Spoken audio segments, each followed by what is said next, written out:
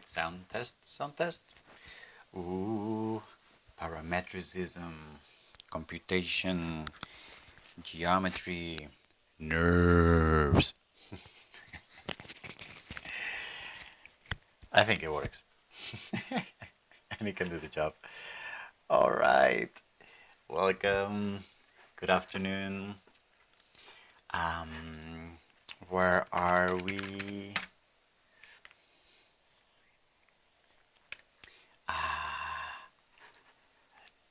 How does this work? So is this working? Yes, it is working. I just got a notification that we're streaming. We're streaming. Welcome everyone. All right. We're starting a little early because I just realized that we have a lot of stuff to cover and I want to cover a lot of that today. So, um, so we're going to start as soon as possible, as in right now. What are we doing this afternoon? What are we doing? We are going to continue what we were doing this morning, which is the new, the new series of learning how to code from scratch with C#. This morning I recorded a bunch of videos, mostly what is C#, what did we do this morning? What is C#, how to install Visual Studio, which is the development environment. Oh, wait. Video is not good? What do you mean? Smooth or streaming buffering. Looks like my streaming is not good enough. I'm getting some weird errors. Can you guys see? Can you see, is my sound and my video, are they fluid? Or are you seeing buffering and badness? Is it working?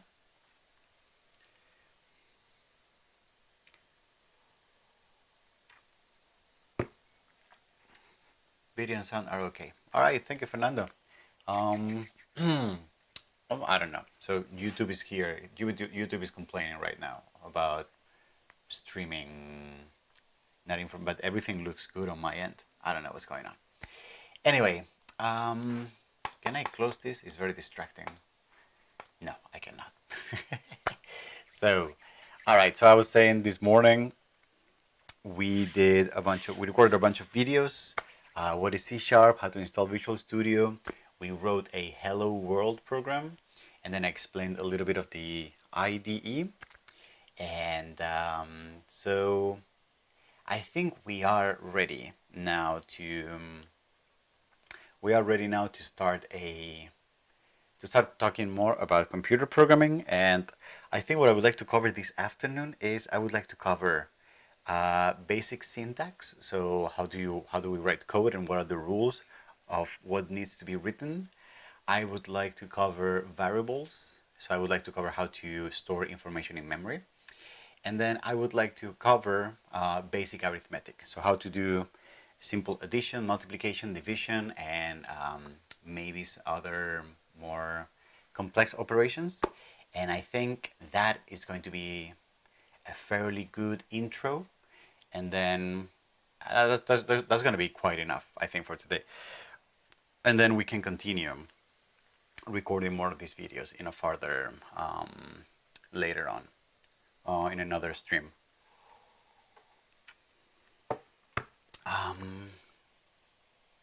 Yes. Okay, so how are we going to do this? I have Visual Studio here. I probably want to open a project, and the project is going to be called syntax, and that's what I'm going to use for comments. and for statements and for, yeah. All right. And I probably want to save this project as a file somewhere so that people can look at it afterwards. Oh, it's getting hot here. And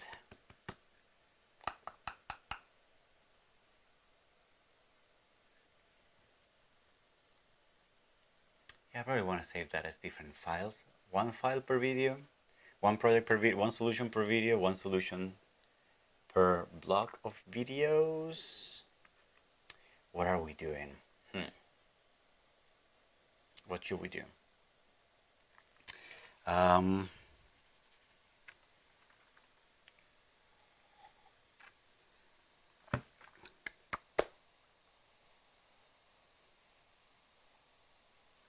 I don't know. Let's do. How do I want to do this? I probably want one solution per video, right? Or not. Maybe that's just a little too much. Maybe I can just wing it and see where we are. All right. So I'm going to create a new project. It's going to be a console app on the net framework. Yes, and that's going to be 02 syntax.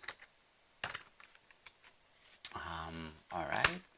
On the desktop, that's fine. Maybe I want to do this. Maybe I want to do this as part of the video because it's still a little early. Folks may still need to get used to it. So I'm just gonna do it. Yeah, I'm gonna do it as part of the video.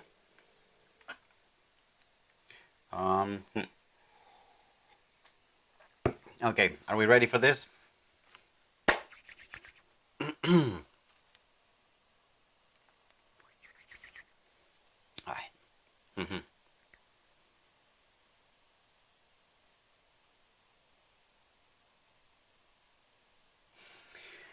Okay, so let's get hands-on and let's start writing some code.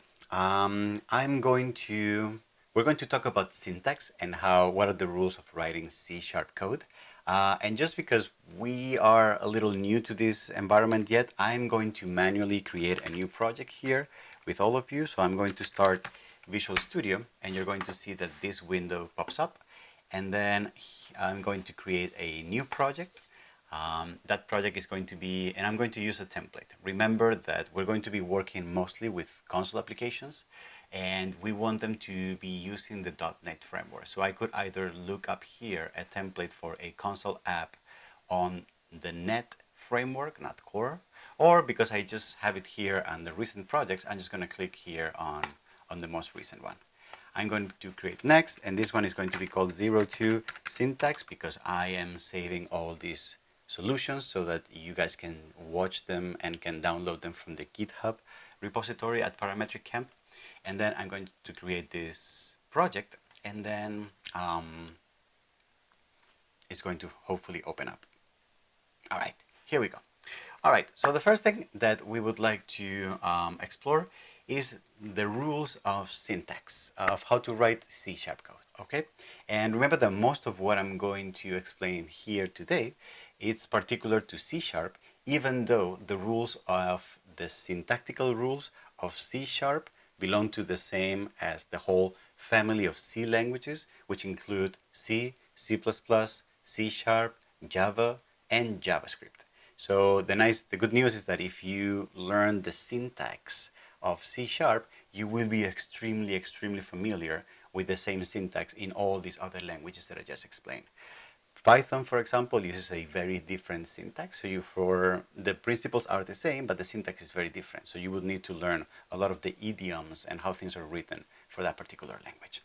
And the first thing that I would like to explain is actually not how to write code at all, but something that I find arguably more important even than code when you're writing a program, which is comments. All right, comments are little pieces of text that you can insert in a program, and that basically act as you said, as comments. They are basically explanatory notes that developers write inside of programs just for the sake of remembering things for themselves or annotating reasons of why certain things are in a particular way for other people who might be looking at that code, either team members from the same team, or for example, if it's an open source code, for other people who might be downloading and using that code and maybe modifying it. The way to write comments in C# and in other C related languages is by typing 2 /. All right. After I type 2 /, anything that I write afterward is just a comment. So for example, this is a single line comment.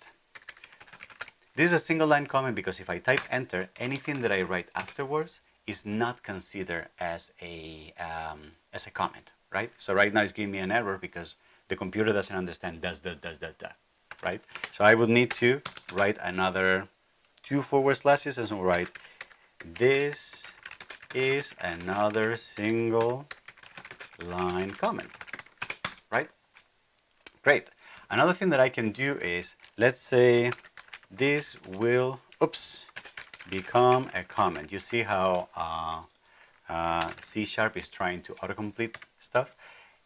What I can do is, if I have text that I want to turn into a comment, what I can do is I can go here to edit, and I can say advance, and I can say toggle line comment, and then everything here becomes a comment. Or I can use some kind of shortcut to make this a comment. I am not sure what the default shortcut is. You should be seeing it here, but I believe that I have changed it to be Ctrl//. So by doing this, I can do Ctrl//, and then things turn on and off as a comment. This is really, really useful when you have code that you want, for example, to deactivate. It's very common to just turn it into a comment. But if you say you want to write like a very long paragraph that is multi-line and you don't want to have to be writing these 2 / every time, something that you can do is you can write a multi-line comment. A multi-line comment starts with a / and an asterisk. Then you can type whatever you want, and you can see that Visual Studio is adding these asterisks here for flavor, but in fact they're actually not really needed. A multi-line comment will be anything that is between an opening / and an asterisk and a closing asterisk and a /. You see how before I had that, it even turned into comments these 3 curly brackets here, which are now gray. Oh, you can't see them. These 3 curly brackets here, it turned them into green. So those are curly comments now. So I can deactivate them by just closing the multi-line comment. All right. So this is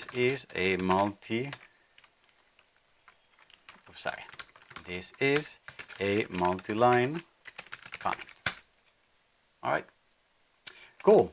So multi-line comments and multi-line comments are very useful to annotate code. So for example, let's say we write the program that we learned before. So console write line, and here I'm going to say hello world, right? And I close this. I believe this is a right, and then I'm going to copy and paste this, and I'm going to say read key to stop the program. All right, but let's say that I didn't know what these 2 lines of code meant. So what I can do is I can say here it's very common to write a note right at the beginning of the line. So this line prints a message to the console, right? And then this other one, I could say this, can you see it here? This line stops the program and waits for user keyboard input. All right. Something that is very common as well sometimes is to do this, but in the same line where the code is. So writing this here or writing this here. If you don't want to waste like a new line writing comments, okay? But the most important part is to remember that comments have absolutely no effect whatsoever on the code. Basically, when the compiler takes this code and turns it into machine language, it just basically deletes all the comments because they're unnecessary. They cease to exist. I cannot stress enough how important comments are, not just if you're working in teams with other people, but very, very often way more important for yourself, because believe me with this is a very simple program, but programs grow in complexity very fast.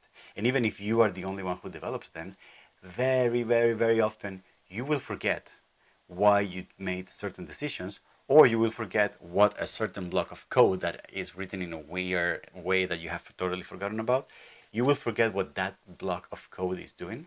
So writing notes and writing comments is way, way more important, not just for your team members, but very especially for yourself, to remind yourself of what things you did and why you meet those certain things, depending on where you are in the program. All right. So that's it. Single comments and multi-line comments. Let's move on.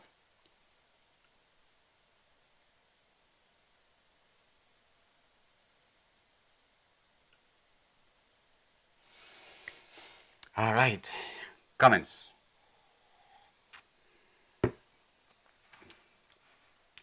Okay, and I'm going to put this back here, and I'm going to put this back here. I think I should move myself to the other corner of the, right? Yeah, because my head here is going to start getting in the way of code, and that area on the other end is quite empty actually. So I think I'm just going to move myself all the way there. So position.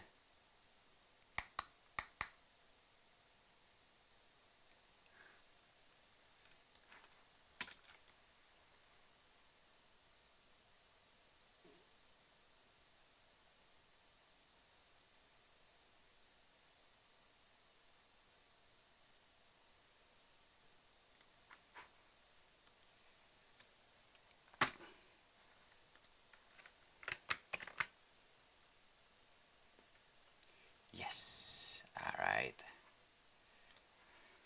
Yeah. So if I'm here, I'm not in the way of anything, right? And I can point there, and I can still look at the code, and this area is barely ever used. So I think I'm gonna keep myself here. Yeah.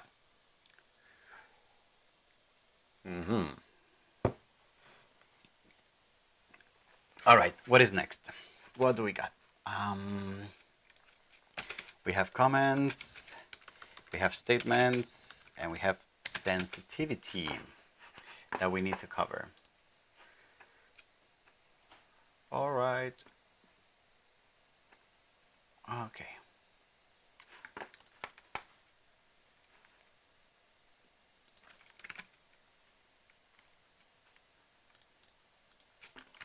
Okay. So let's talk statements.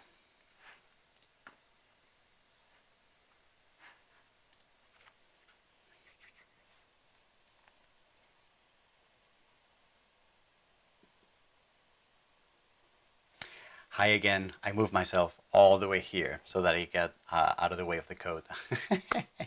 Okay, let's talk statements. What I would like to do right now is to define what a statement is. And a statement is basically any single line of code that executes an action. We can think about it this way.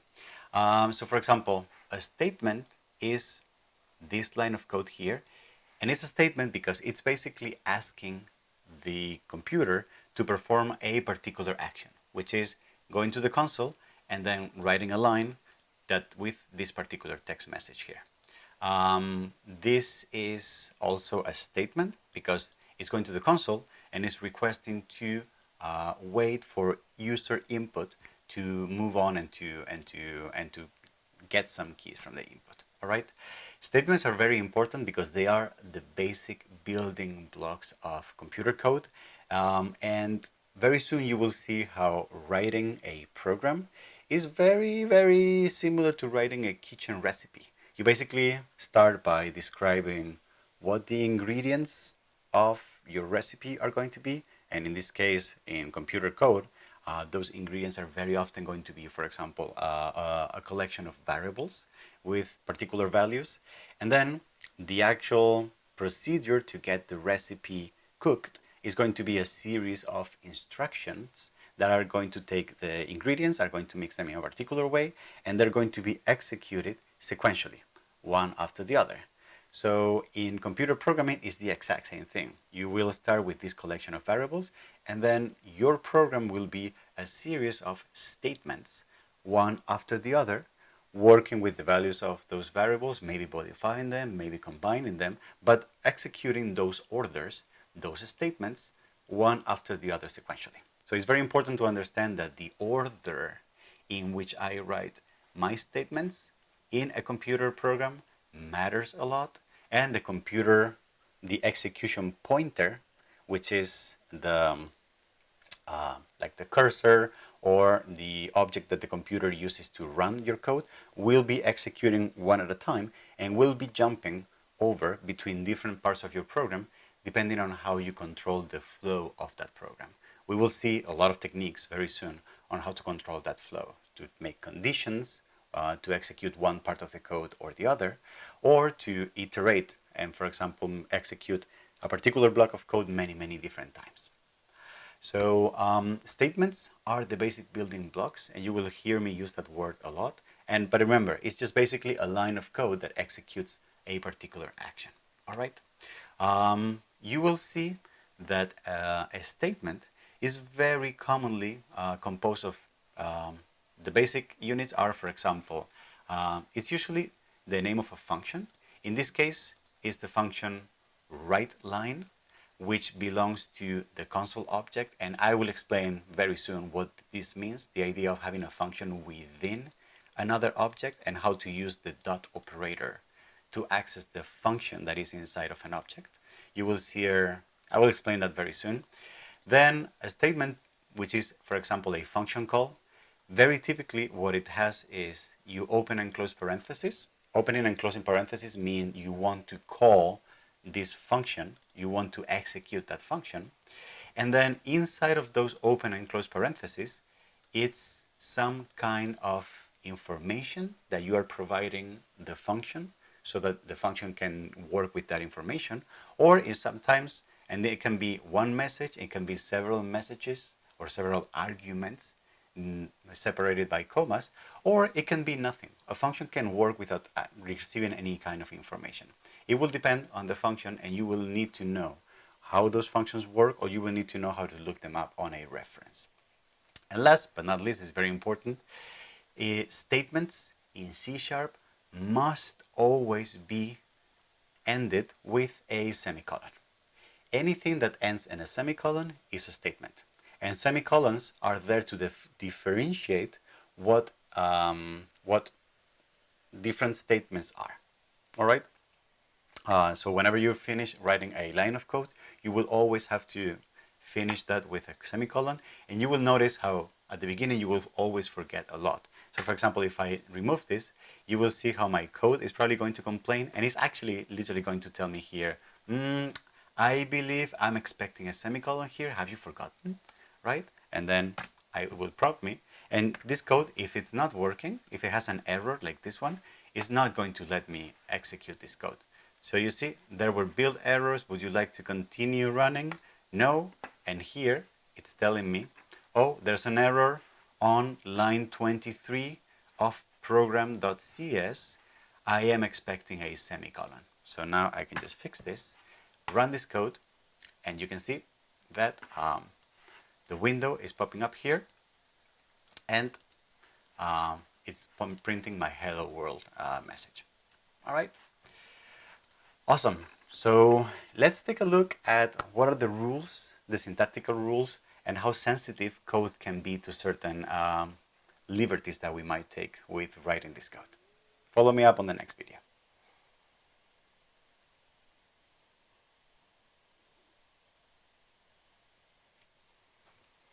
All right.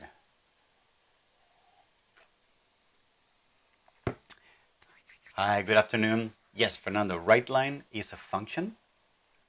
It's, well, technically, it's very often referred to as a method, and it's a method only because it belongs to an object. So console is an object that already exists and that has a lot of functionality inside of it. And then WriteLine is one of those functionalities that belong to the console object. So that's why I can call the WriteLine function inside of console. But if I were to type WriteLine on its own, it will probably give me an error. You see? The name WriteLine does not exist in this context. I don't know what that WriteLine is, so I don't know how to execute that. What it means to have a function or a method inside of another object, that will take us some time to develop, Fernando. It will probably be when we start talking about classes and object-oriented programming. So stay tuned for that, okay? It's not something that we want to take, or that we want to look at anytime very soon. We will need to cover a lot of other things. All right, what is the next thing? Sensitivity. All right.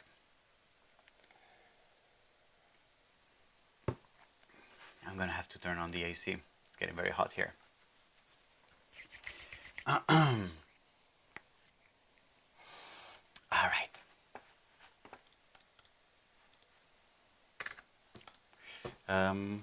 Yeah, let's do this.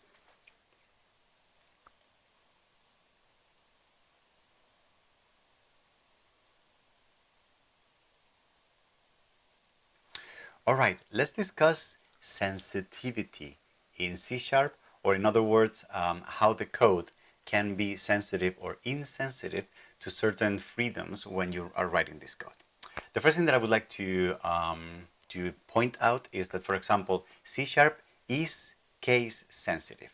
What that means is that casing matters, and it makes a very strong difference. You can see, for example, how I've written console with an uppercase C, and if I were to change that to a lowercase c, you can see that it goes white because this is not recognized anymore as something that C# knows what it is. So you can see that the error message is that the name console does not exist in the current context. That means that it's not a variable, it's not an object that is recognized by the system, it's something that C# doesn't know what it is. Whereas uppercase console does exist, and you can see that it knows that it's a part of the class, it's part of the system class, and that it knows what it is and what to do with it. Same for WriteLine here. You see that if I lowercase this W here, or if I lowercase the L, it's not going to work. It needs to have both uppercase the W and the L. All right. This form of stitching words together and uppercasing the first letter of each one of the words is called camel casing, and I will explain very soon that it's a convention inside of C# about how to write variable names and function names. So casing is very important. It is not important, for example, here inside of Hello World, because since this is what we choose to print on the console, we get to choose whether if we want uppercasing or lowercasing. That's up to us. So, but things that C# needs to recognize, like variable names, function names, and class names, those matter a lot, and they are case sensitive. So never forget that. C# is case sensitive. What C# is insensitive to is two things. One, it is white space insensitive. What that means is that I can insert white spaces whatever I want. So for example, here, between the parentheses and the semicolon, and here after the semicolon, even here, that works. Even if I split this with spaces, that is going to work, because at the end of the day, what the compiler does is it takes all the white spaces everywhere except for the ones inside of strings, for example. It takes all of them and compresses them, crushes them all together, and that's how it runs the program before it converts it to a lower level representation. So white spaces don't really matter, except when you are separating different things like variable names and that kind of stuff. But within a statement, you can have as many white spaces as you want. So that's one thing. The other thing that C# is case insensitive is indentations and new lines.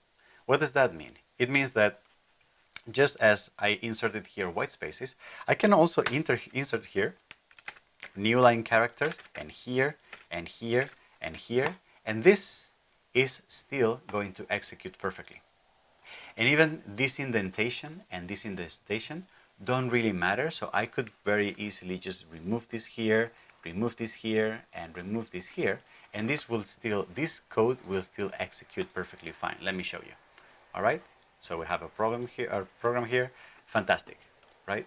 It works because since C# uses semicolons as statement terminators, C# knows when it's crunching all the lines of code together, it knows how to use the semicolons as separators between different statements, and therefore it doesn't care if you have tons of new lines or white spaces or indentations. It just doesn't matter at all, right? So in that case, there's a lot of freedom when writing C#. However, obviously, if you are writing code that looks like this or like this, there's something wrong with you, probably. I'm joking, but I am not sure about why would you want to write code that looks like this or that looks like this, unless you're writing code that has some kind of even like artistic purpose, and you're very particular about aligning certain things in a particular way. I don't know, but this code is not easy to read, and this code is extremely difficult to read. So I would suggest you save yourselves some headaches and you stick to writing code that doesn't waste white lines, new lines, indentations, or white spaces. If you ever download or use code that has like it's all over the place and it's not properly indented and it's not properly compacted, something that you can use is you can go here to edit, you can go to advanced, and you can format the document. And what this will do is it will try to take all the code that is badly written and it will try to clean it up and stitch it together. So you can see that, for example, it did do a good job with this part here, but it didn't do a good job with anything that had new line characters. So if I now go here and I had to do that manually, but if I format this document, you can see that this comes clean again. Indentations also are not necessary, but they are very important because they keep the code aligned and they keep the code tidy. So you can see how all these lines of code have a very consistent indentation here. And again, even though this is not strictly necessary, it's very helpful for me as the programmer, as the reader, to understand that all these lines of code are inside a parent block of code that is determined by these two curly brackets here, and that is one level of indentation below. It's just visual flavor, but for me it's very easy to understand where this code belongs to. We will see very soon why there are different blocks defined in a particular program, how these blocks are very important to defining this thing called scope, and therefore how knowing where a particular block of code belongs to is actually quite important when writing computer programs. Okay? So my suggestion is that you try to write as clean and as readable code as possible without unnecessary new lines, white spaces, and with tons and tons of code, of comments. Trust me on this one, the more comments you write on your code, the more headaches you're going to save for yourself in the future.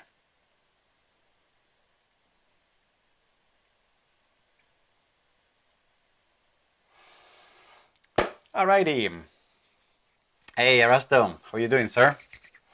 Okay, so I think this is going to be it. That is basic syntax.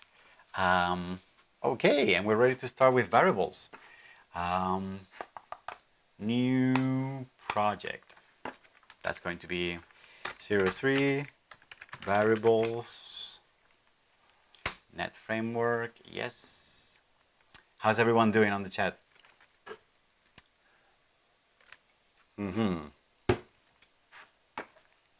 I can see morning streams are way more popular than afternoon streams, huh? I can't blame you. I'm more of a morning person also.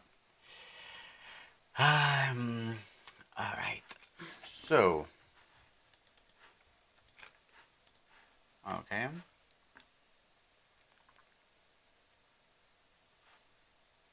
Oh, wait. All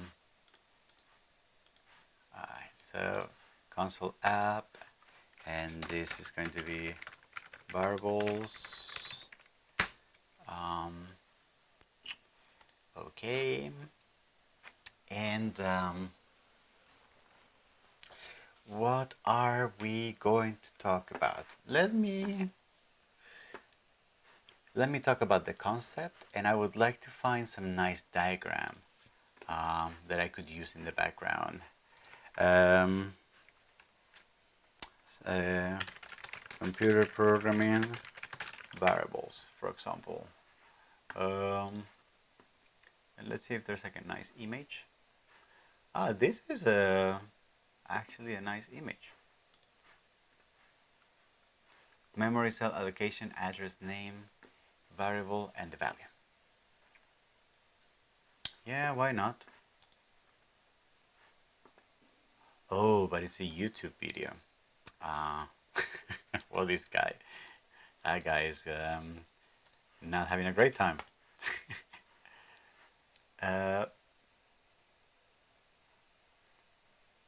So, Vinit Agarwal. Well, these diagrams are really nice. The animation is very nice. Okay. Variables and name of memory allocation.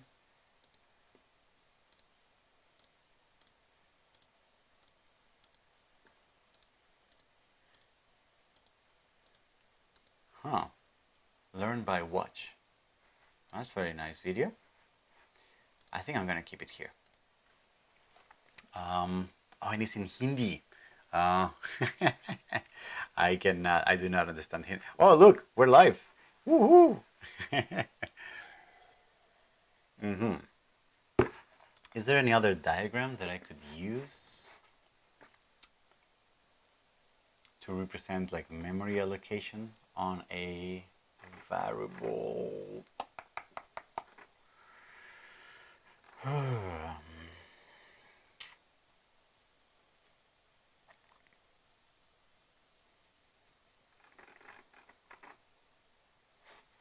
All right.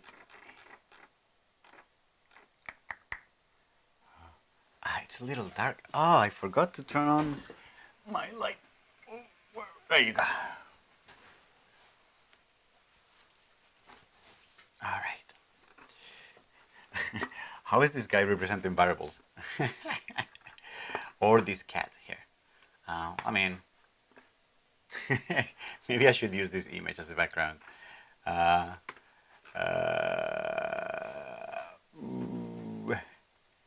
Okay. All right. So do I want to use this? I also wonder about copyright issues. Or maybe I want to draw a diagram. Maybe I can draw a diagram myself. Okay, let's see.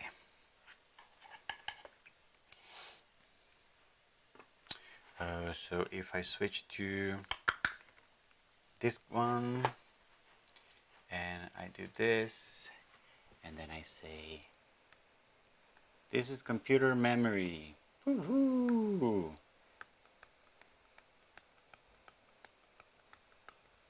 And here, and here. So that's one thing. And the other thing is, I'm going to take 4 of these guys. and then I'm going to create a new. Can you see me? Am I on the screen? Yes. I'm going to create a new.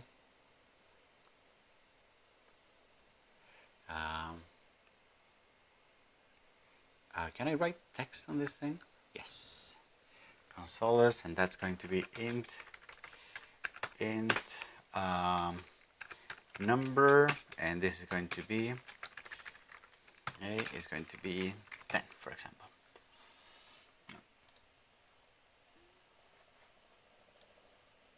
Can I make this bigger? Can I make this bigger? Ah, your sketchbook. Why am I not?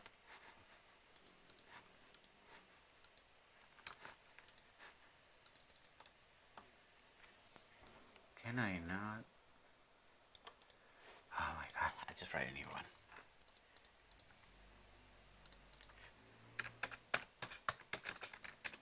Okay. So this one is gone. No! This one here. And this one, let's just.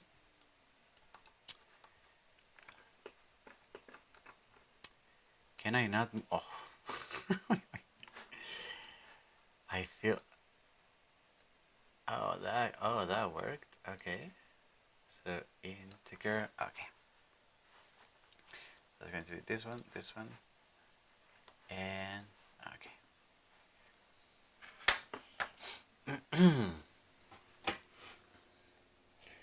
All right. And here. I'm going to write here on a new layer. I'm going to write here. Nope. I'm going to write here. This is the type. This is the name. That's going to be a new layer. And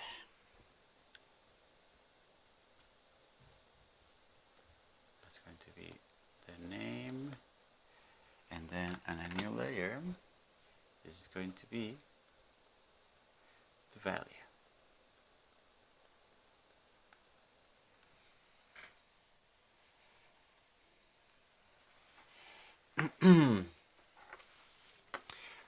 And I'm going to move this all the way up here because it's the last one that I want to show.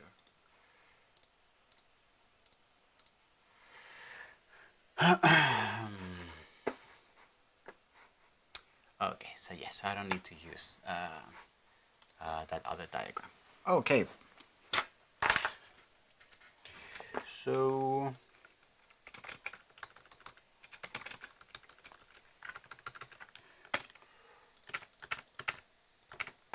and then this is done. How's everyone doing? I'm on the left side of the screen. Yeah, I think I can stay on the left side of the screen for this one. It doesn't really matter much, right? Or should I be consistent with both? Should I be consistent with both? Yeah, why not? You're right. Okay, let's change it.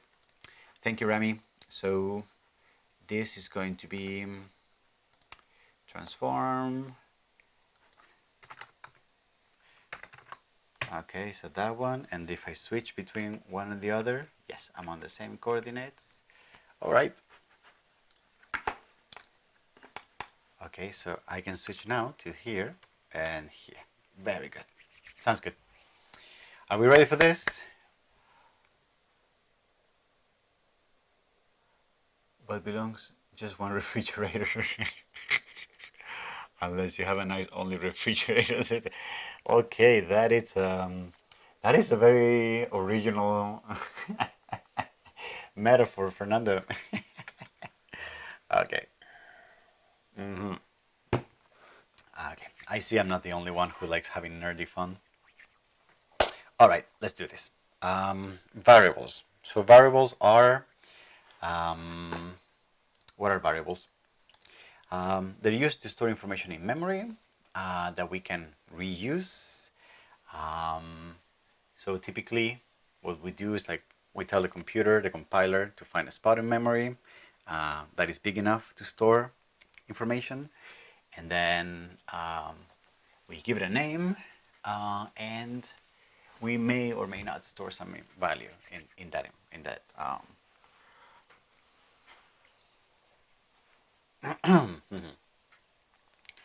And then we store some value in that variable. Okay. All right. Let's do this.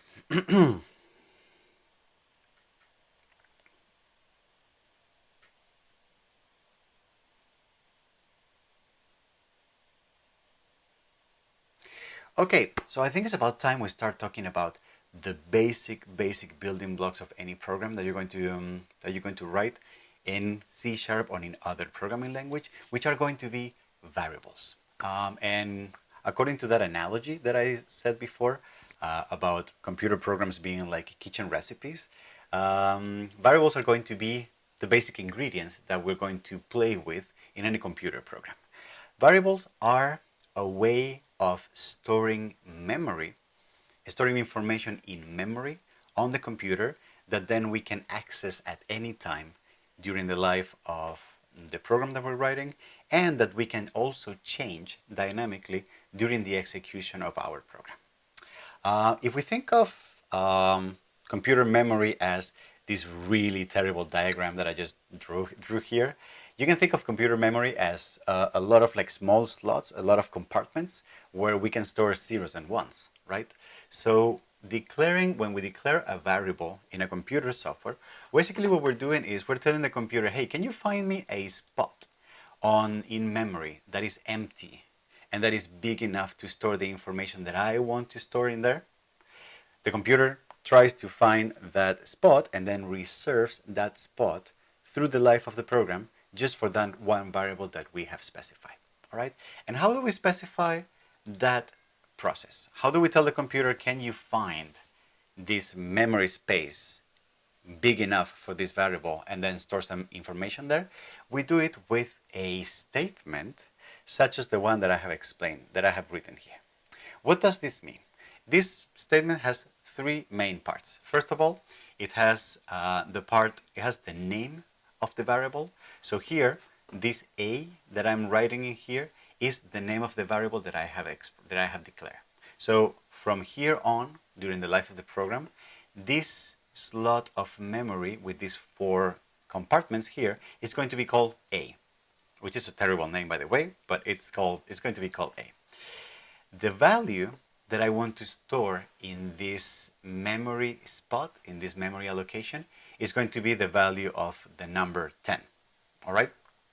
And then the third thing that I would like to tell the computer is that this variable called A is always going to store data types of the type integer. What that means is that A will only be able to store numbers that are integers, or in other ways, numbers that do not have any decimal part. All right? The fact that we need to tell the computer, we need to tell the C# compiler which type of information we're going to store in this variable serves several purposes. One of them, for example, is the purpose that given the type of the variable that we will store, C# will be able to determine how much memory in the computer is needed in order to store that information. So, for example, a very small data type, such as Boolean, such as true or false, will require very little memory. However, a number with a lot of precision and a very large decimal part will require a bigger chunk of memory. Or, for example, a long paragraph of text will require much more memory than just a simple number, and so on and so on.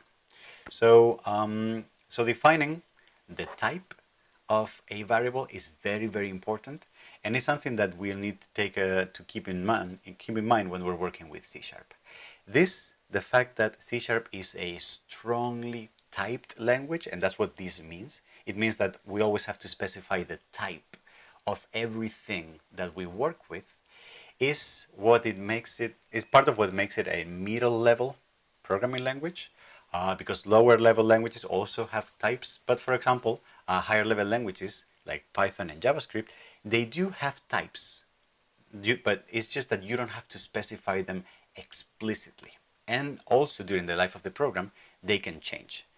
Types for variables in C# cannot change during the life of the program. If you say that A can only store integers, then you can only store integers in that value. If you need to store a number with a decimal part, then you will need to create a different variable. All right? So this is what this statement means.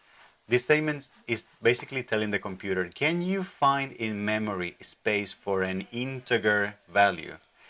Give it the name of A and then store the value of 10 inside of this value. And then after this statement is executed, here we will have the value of 10. All right? It's just as easy as that.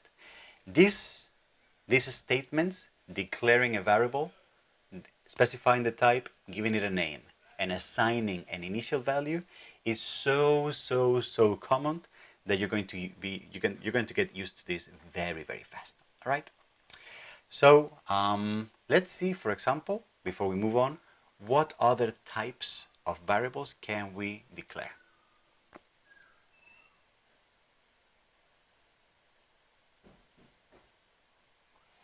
All right. Let me take a moment.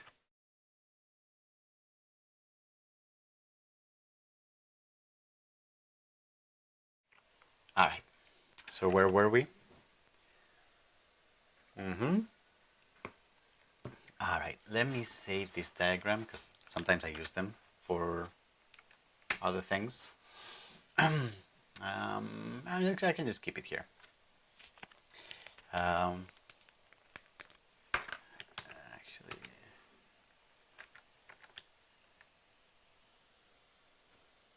yeah. Okay. And where am I? I'm here. All right. So what should I do? Should I write them as I am? Yeah, I should probably write them as.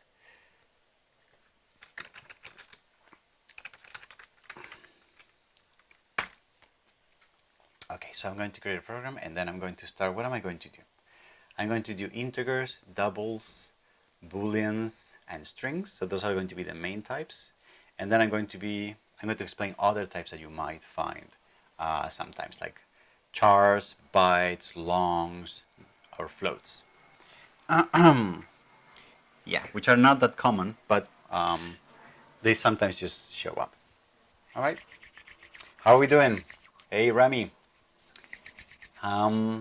Okay. So, all right, let's do this.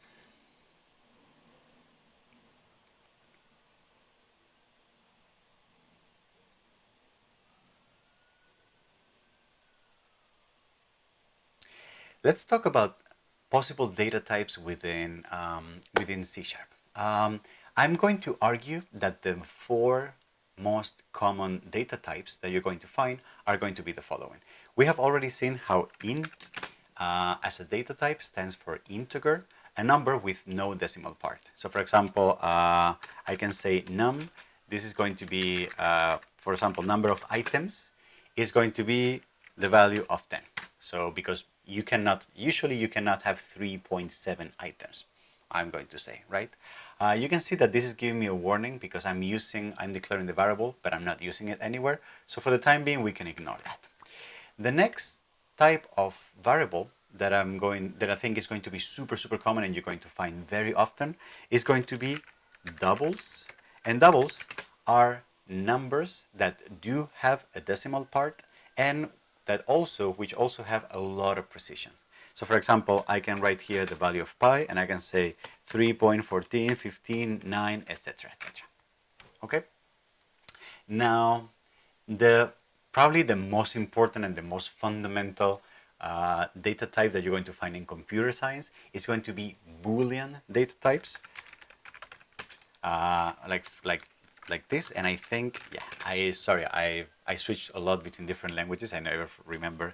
So bool is the data type for Boolean values, and Boolean values are values that can only have the value of true or false. It cannot get any simpler than that. So for example, in my case, let's say is professor, and I would write here true. Bool is a student. So right now, I'm not a student anymore, so I can write false. And you can see that in C#, we have these special keywords called true and false that do have this special meaning of being true, false, 1 or 0. They're not variables anymore. All right? And last but not least, a super common data type that you're going to use a lot to represent text is going to be the data type string. A string means a string of characters, one after the other. And for example, let's say that I'm going to create a variable called message, and that this message, I want to say hello world. All right. The thing with this is that whenever we write words, just words on C# in Visual Studio, by default, C# is going to believe that these words are representing variables, which means that because we have not declared any variable called hello or world, that's why it's giving me this error. So just a reminder that when we want to represent text data inside of C#, we need to use double quotes. We need to wrap everything that is that text data inside of double quotes. Okay? Yes. So these are the four, but arguably what I believe are going to be the four most popular and most common data types that you're going to be using. But let me take a break because I want to add a few other data types that you may actually encounter if you're looking at other people's code, or you may need them for some reason.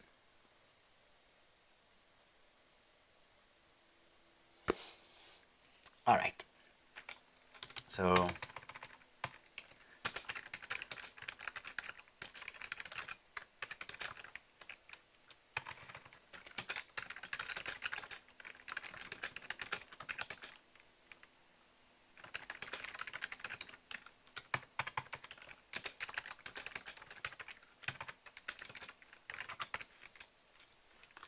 all right. I'm going to call this main data types, other data types. So for example, float is going to be, I don't know, what is going to be half, and this is going to be 0.5f, float, and then what else? Char. So there's going to be byte, which is going to be beep beep. This is going to be, for example, the value of 255. No. Red, so gray. Gray is 255, half is 0.4. Char, A is going to be A, and then long is going to be, I don't know, atoms, and this is going to be many atoms. Maybe this is even too big for this.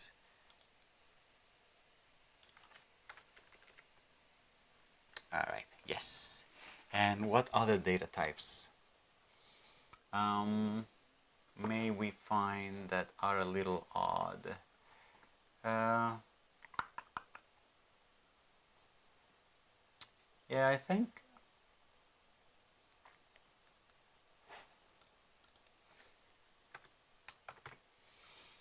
I think um,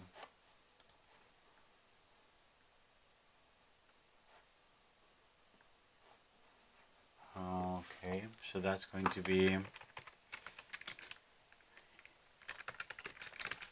from minus, okay, and then this is going to be number with decimal part and little precision, uh, big integer value, and this is going to be a single character. Mm-hmm. Um, yeah, so this can probably work. Rafael. Oh yes, so car equals new car. Yeah, so that is also a variable declaration, but it is when you are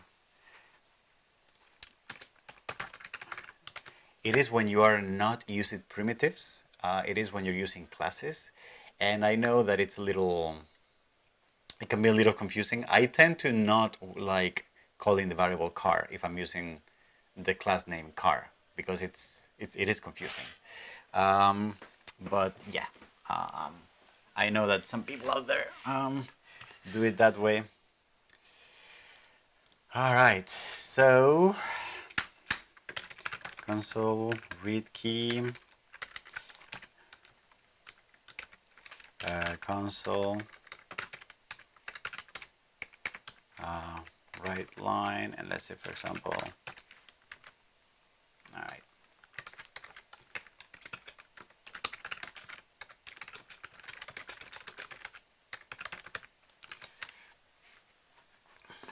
All right. Um, so I think I can go back to what I was.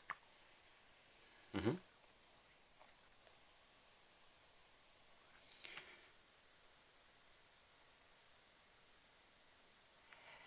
So I have added like a few more data types that I think are not very common, at least at a beginner level, but that you may also find.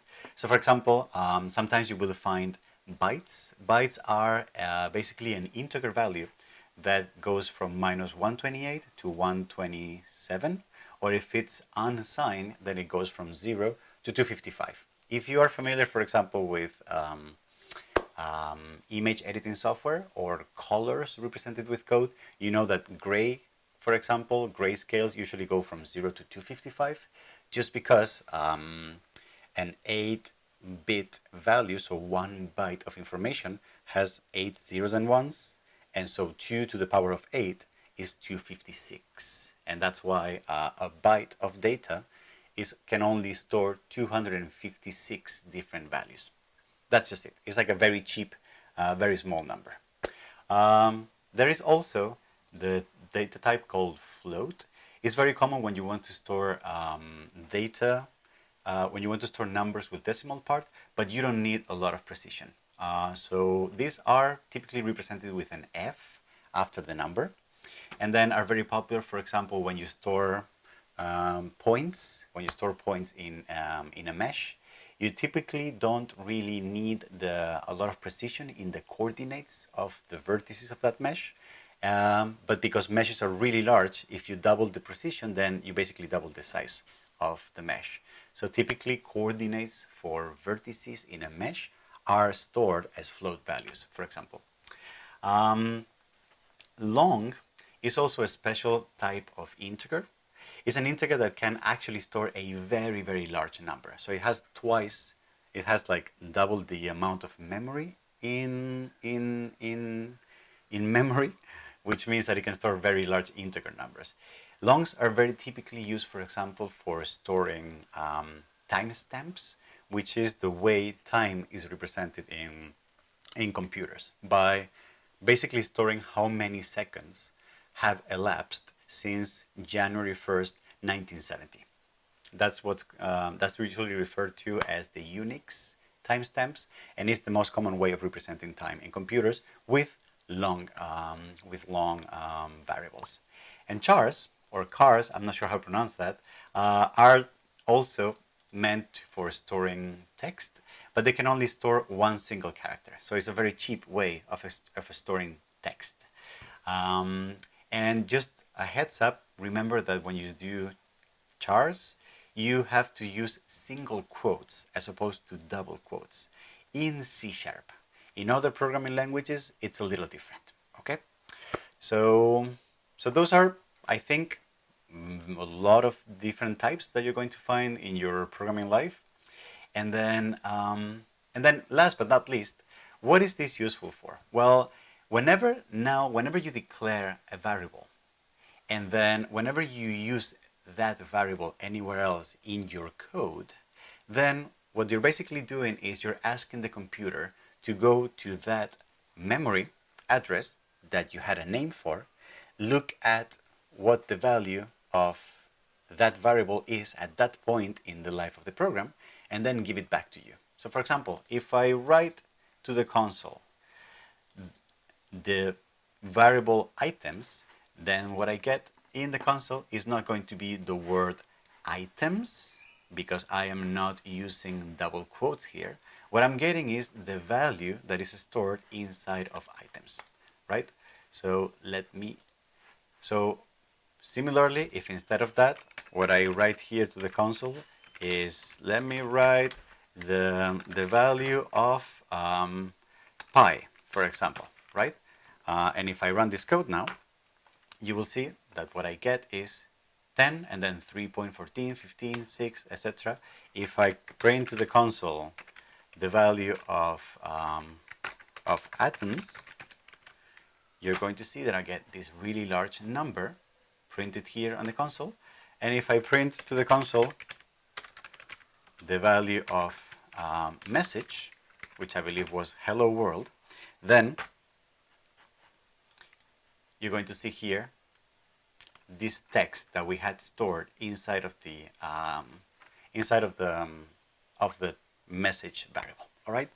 So very important. Variables are a way to find memory in your computer, give it a name that you can reuse through the life of the program, and then store some value inside of that variable. All right.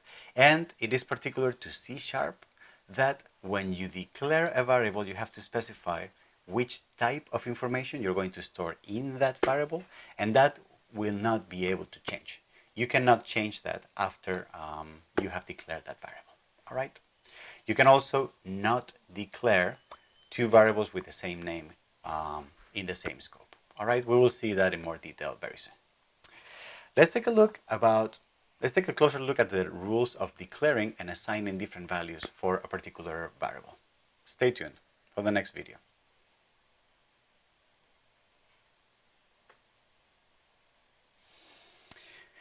All right. Up to how many decimal places values that is a float store? I think it's somewhere between 9 and 15. But we can look that up. For example, C#, where is that? C# float precision. You can store 6 to 9 digits, depending on the mantissa, which is this part here. So the number that you can store is actually very large. You can store numbers between positive 3.4 times and 38 zeros afterwards, and 1.5 and 45 preceding zeros as a decimal. It's just that the precision for those values is just from somewhere from between 6 and 9 digits. But you can see that the footprint of that value is just 4 bytes. Whereas for a double, the numbers are much larger, but specifically the decimal digits are also much larger. But the footprint of a double value is twice, so double, the one of a float. And decimal is just twice the footprint and way more decimal values. All right. Float, actually refers to floating point precision value, which is a very fancy way of just saying basically a number with a decimal part. Is that clear? Okay, so let's talk about declaration and assignment. Um, um, I need to declare. Remember to declaring two values with the same name. I need to remember to talk about that. What else? What else do we got? Two values with the same name.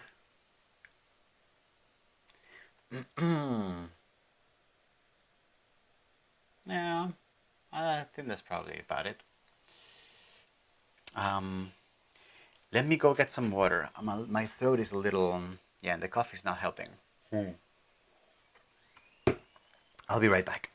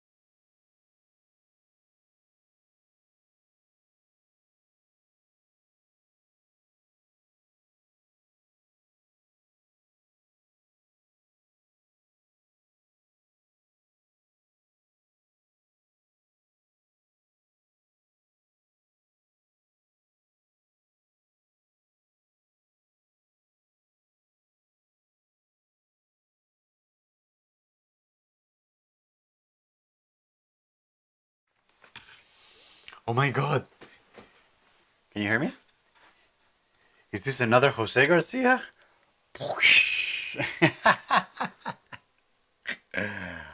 Oh my God! The world, the universe is going to implode. We can't, dude. We cannot be on the same YouTube channel because, like, if we touch each other, then like, oh. Nice to meet you, Jose. Uh, Come on to the Discord channel. Introduce yourself. Tell us who you are, where you're coming from, where you're up to.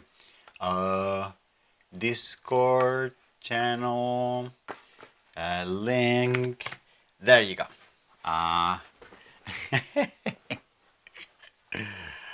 Alrighty. Are you Spanish from Spain?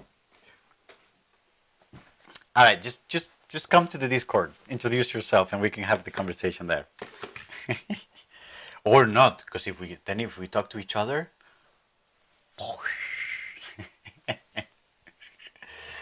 All right. Sorry, I got distracted. Where were we? Where were we? We were talking about variables. Uh, oh, Cáceres. Beautiful. Cáceres is this region in Spain which has like so much heritage and so many beautiful stone cities and like palaces. It's just beautiful, and the food is amazing. The food is amazing. One of the best jamons I've had in my whole life in Cáceres. And I'm from a region where jamon is really good too. Yeah. Hi. Okay. So where were we? Oh, declaration and assignment. Okay. So yeah. So that's going to be. I'm going to start a new file here for that. Up here. Declaration and assignment. So that's going to be, what is it going to be? 4. Variable declarations. Yes, we're going to talk a bit more specifically about issues of declaring variables and how that works. Oh, sorry, you're not watching my screen. You're not seeing my screen. Here. Is that right? Is that what we should be doing right now? Yes, it is.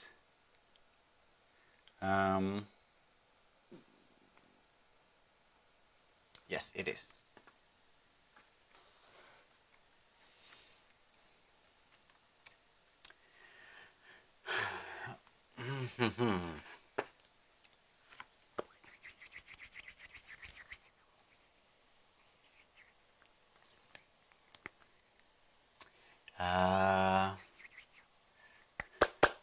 Okay, so I lost track of it.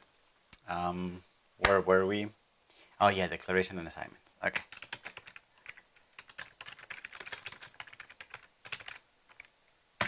So let's start with this. For example, a equals 10. All right. Huh. Okay, so let's start with that.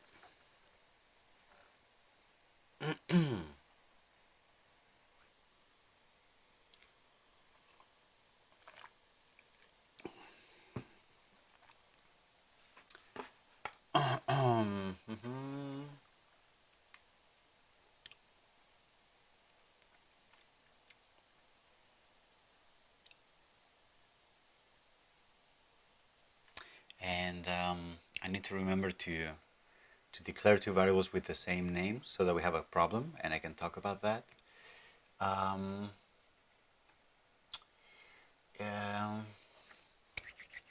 Okay.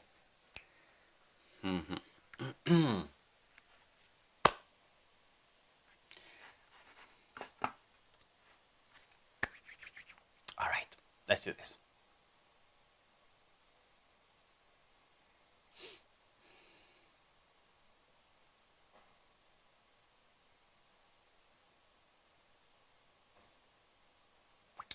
Okay, before we go any farther with learning how to code, I would like to talk a little bit about some nuances around declaring variables and assigning values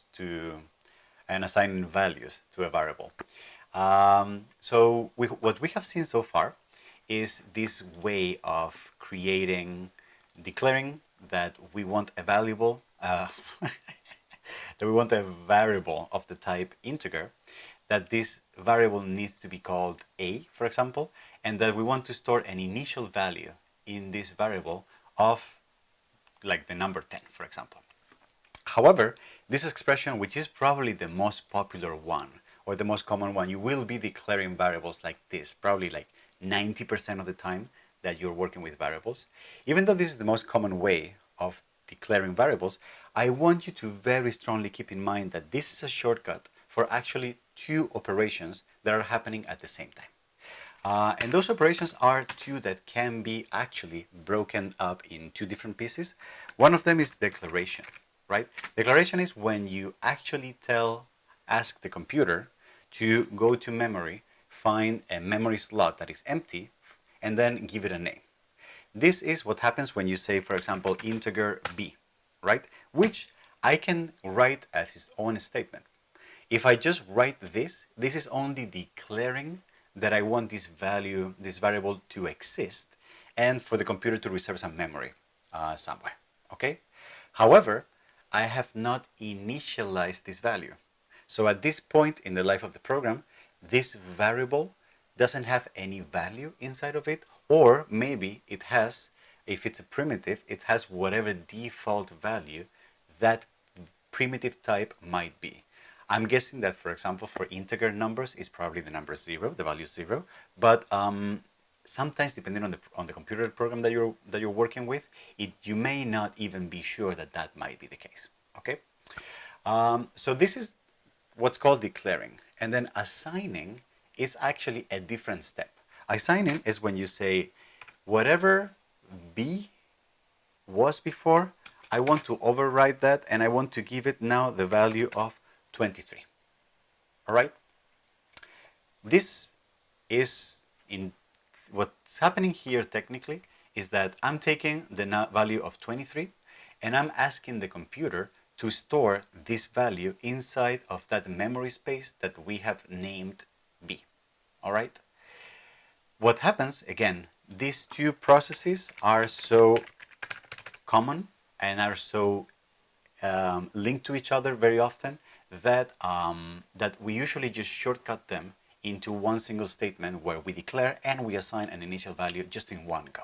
All right? However, there will be situations where it will be interesting for us to split this declaration and this assignment, and you will see examples of that very soon in some of the videos that I will be recording very soon. All right? Another thing that we need to remind is that declaration is different than assignment, and that using the type as a keyword for declaring a variable means that you are declaring that that's going to be a variable that you want in that scope. And you can only do that once for a particular name of a variable. Let me explain what that means. If I go here and I say, let's say I want to assign the value of 23, but let's say that I forgot that I had declared the variable before and I were to write this here. If I were to do that, the compiler is already complaining here. And it's complaining here because it says a local variable name B is already defined.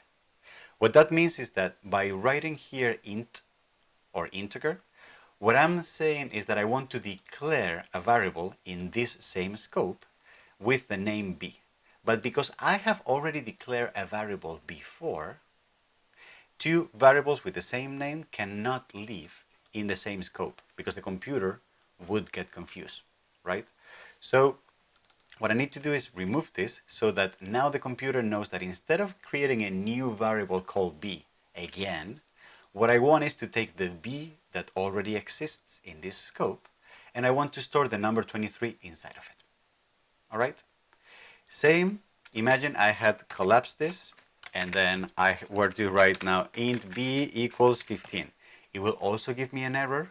However, this will not give me an error because what I can do is I can say, I'm going to declare the value of B, give it some value. And then I'm going to change that value sometime later during the life of the program. Let me show you an example of that. Let's say I declare the value of, A, and then I console write line that value somewhere on the screen. And then here at the very end, I'm going to read the key. Sorry. Oh, lazy fingers today in the afternoon. Read key. So if I run this code, I'm going to get the number 10. All right, here on my screen. The number 10. Okay. Now, if I were to change this value and say this is now going to be the number 50, and then copy and paste this line here, then what you would see now is that my program has two different lines. It has first the value of 10 because when this line executed, the value of A here was 10. When this line here executed, the value of A had changed in the previous line to the value of 50. So the important thing to remember here is that variables can be declared only once with the same name. That's one thing to remember. Second thing to remember is that I can choose to assign an initial value or not, depending whether if I split declaration and assignment into different parts. And again, we will see examples of why and when that is convenient. Or if I just do it on one go, I can assign initial value at the beginning. The third thing that we need to remember is that I can use a variable anytime during the life of my program for any reasons. So I can print it to the console, I can add it to other variables, I can do a lot of things. We will see examples of that. Fourth thing to remember, I can change the value of that variable also anytime during the life of my program. So, but remember that in that case, when you want to use a variable to read it, you just have to use the name. Or when you want to change the value, the only thing that you need to do is follow just an assignment, which is assign the value of 50 to the variable A. I can only declare a variable once, but I can assign values to that variable however many times I want during the life of my program. And the last thing to remember is that even though these two lines of code are the exact same lines of code, the result that they have on the console is different because they were executed at different times during the life of the program, and at those times the value of A had different values because it had changed for whatever reasons, you know. And we will be writing programs where variables values are changing all the time because it's really convenient. It's the basic building tools of a computer program. All right. This that I just said, this is super, super important, and you're going to see me writing a lot of examples of this particular situation. So important that I actually, on the next video, I would like to explain to you a situation that is not very intuitive at the beginning when we learn computer programming, and it is the fact that the state of the program is extremely important when we work with variables. So let me show you what I mean with that.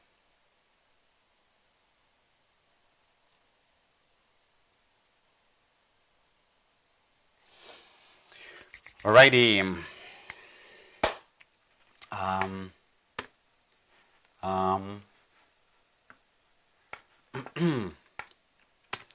Okay.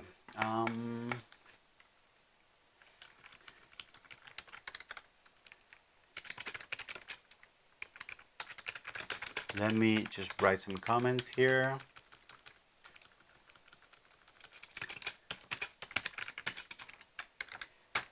And then here. And here. All right. And let's create a new one, a new program, and this is going to be called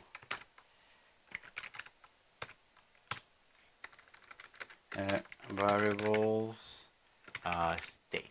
Variable state. Any questions? How is everyone? How is everyone doing? This is coming out nicely, I think. Let's hope this is useful for people. All right.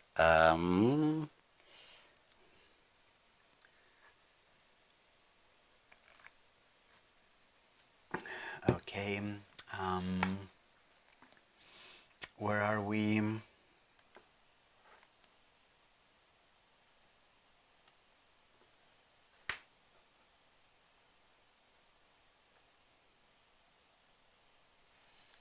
Okay. So, what are we talking about now? So,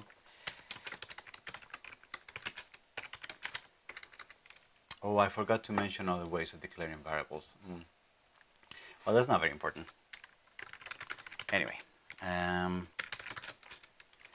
it's going to be 2, and int b is going to be 3. All right.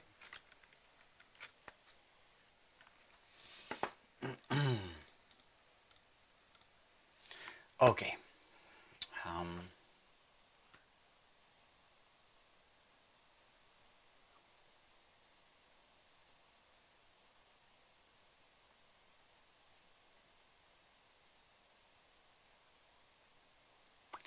Okay, continuing with declaration and assignment of values to variables, I would like to explain a very, very important concept that at the beginning, when we learn how to code, is a little tricky or perhaps not very intuitive to wrap our hands around. And it is the fact that assignment of values to variables is extremely, extremely dependent on the state of the program. but it's not dependent on the syntactical way that we read. Sometimes this nope. Starting over again. Um, what do I want to say?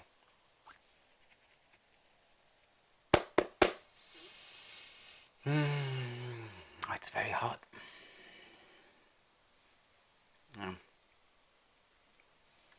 Also, did I tell you they canceled scuba diving for tomorrow? I may have to. I may have to record more videos because I have nothing to do now tomorrow. Oh my love. Oh my god.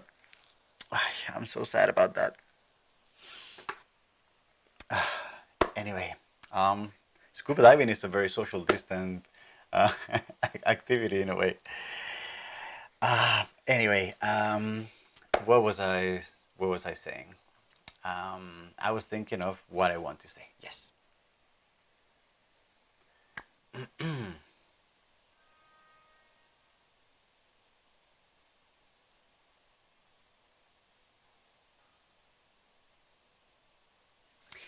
Okay, before we go any further, there is a concept that I would like to explain that is related to variable declaration and value assignment. And it is a concept that is a little tricky sometimes at the beginning when we're learning how to code from scratch, because it's sometimes not very intuitive because of the way we have been trained in mathematics. And it is the fact that value assignment is extremely dependent on the state of the program, and it has nothing to do with associativity between variables. That sounded like a mouthful, but let me explain what I actually mean with that. So let's say we declare two variables in our program, a and b, that has the value of 2 and 3, for example. And then something that I can do is I can declare another variable called c, which can hold the addition of the values of a and b. So actually I can write this statement: c is going to be equal to a plus b. All right. And then if I print this to the console, then what we probably will get, as you may expect, is which value is this going to be? Can you think it in your head before I execute this program? Tuk, tuk, tuk, tuk, tuk. I should put like a watch here. Tuk, tuk, tuk, tuk, tuk, tuk. Yep, you're probably right. The value that we're going to print to the console is the value of 5. Okay, because it's a plus b, which are 2 and 3. Now, what if I did the following?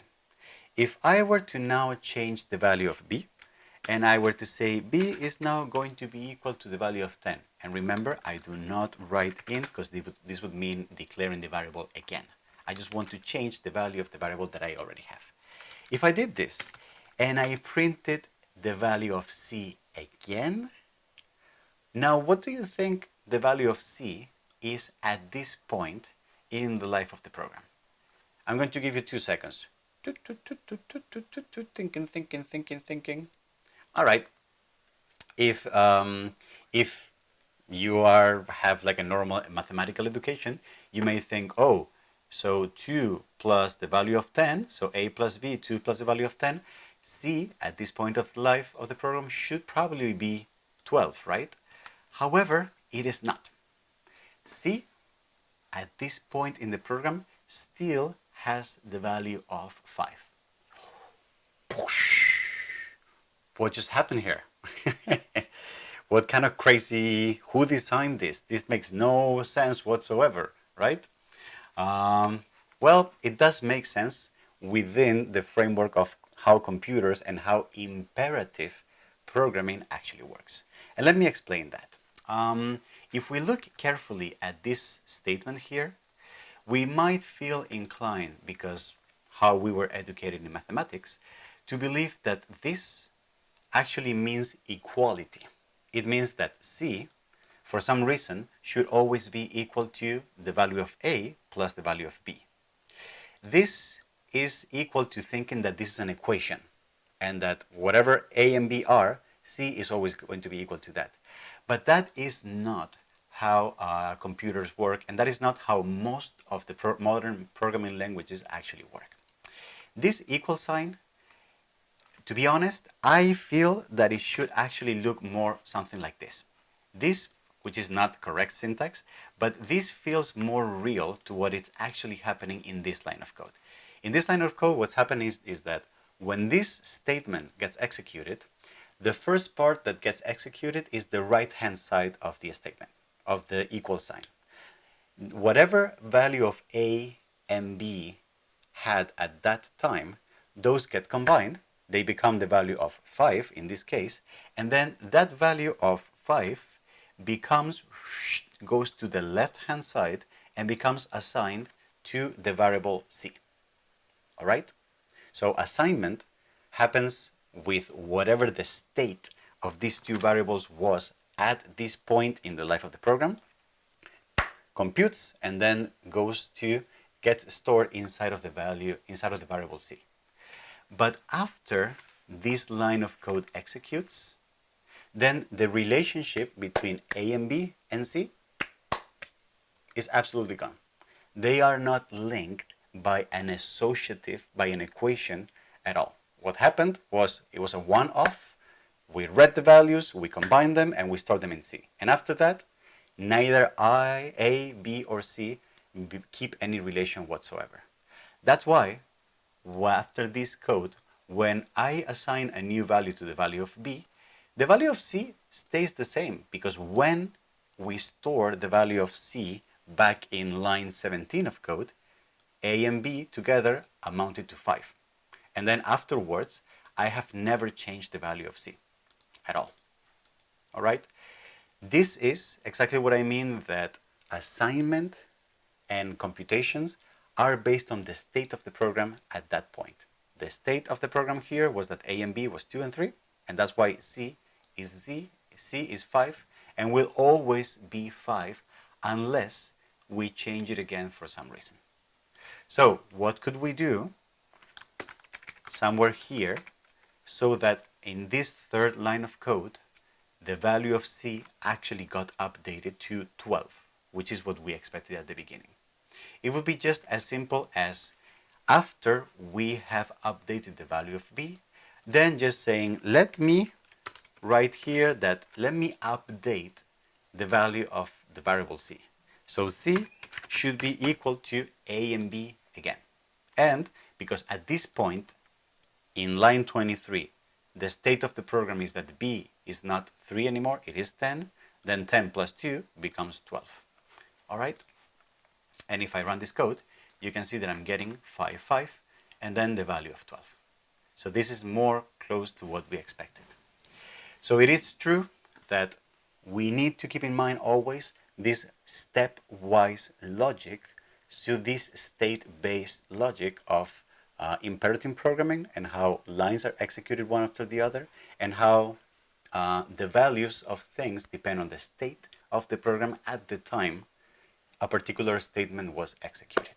This is a super, super important concept, and it's going to take us perhaps a little bit of time to wrap our heads around, but I believe that you will get used to this idea, this way of thinking computationally very soon.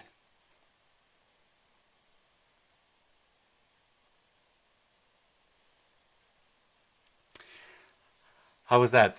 Who thought it was going to be 12? You can raise your hand. It's fine. I thought when I first learned how to code, I thought it was going to be 12.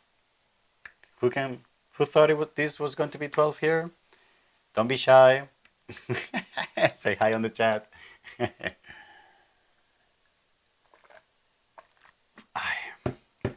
All right. Now let me add some comments for the files that are going to be stored. Let's create a third variable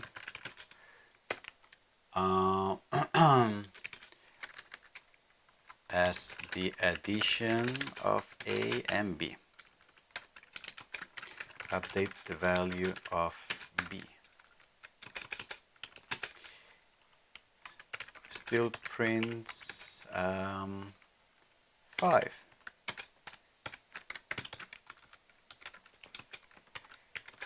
We need to manually update the value of C.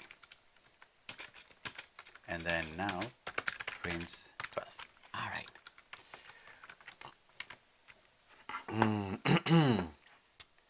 Okay, and I'm going to save this. Variable name. We got this. Okay. Um, um, and okay, types.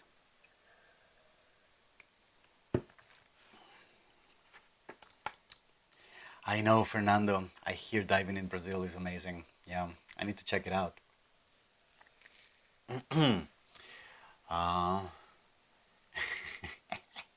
Scuba diving is almost better than programming, just almost.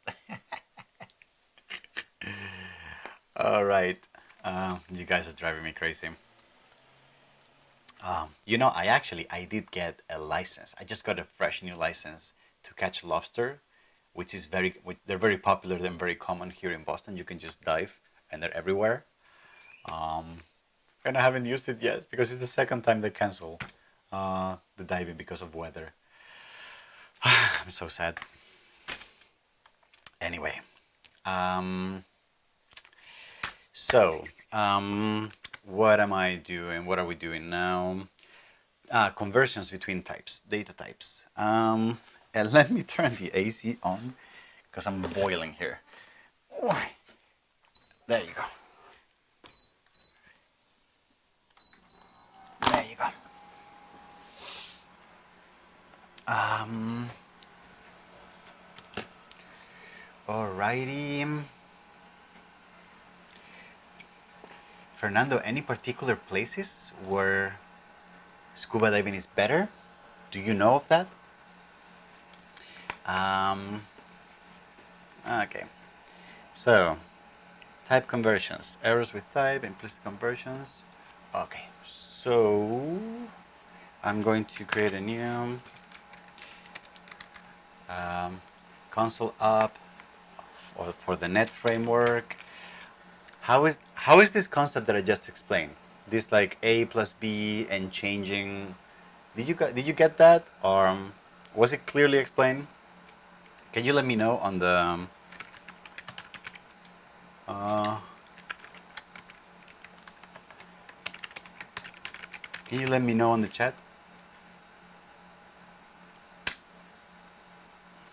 Okay. Mm-hmm.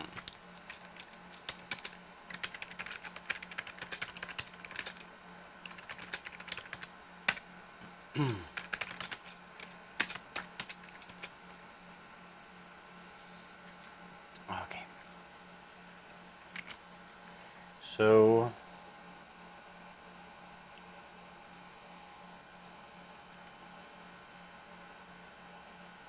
uh, can I store? Can I do this?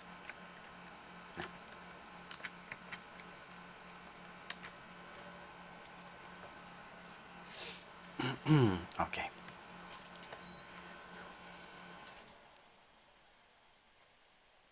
Mm-hmm.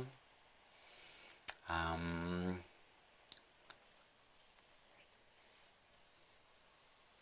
Arraial do Cabo, where the water is cold and clear. Nice. I wish we could travel. How are things in Brazil now with COVID? I guess they're not great, right? Oh, I've heard about Fernando de Noronha. Yeah, like this wonderful island with like these massive rocks, right? In across Arrecife. Is that close to Arrecife? Uh, yes, nice. Okay, don't get me distracted because I'm very sad about not diving tomorrow. So um, let's focus. Let's code. Do you know? Let's code and we can cry tonight, like perhaps later. Hi. So conversions between data types. What are we talking about here? We're talking about errors between types. We're talking about implicit conversions, and we're talking about casting. We're talking about implicit conversions sometimes.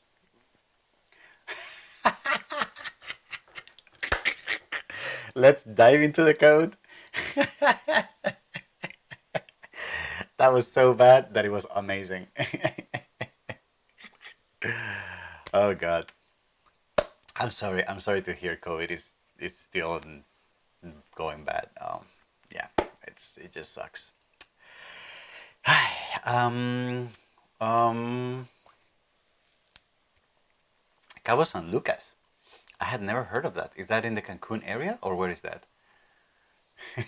Yeah, it's a really good joke. Yeah. Um, um, God.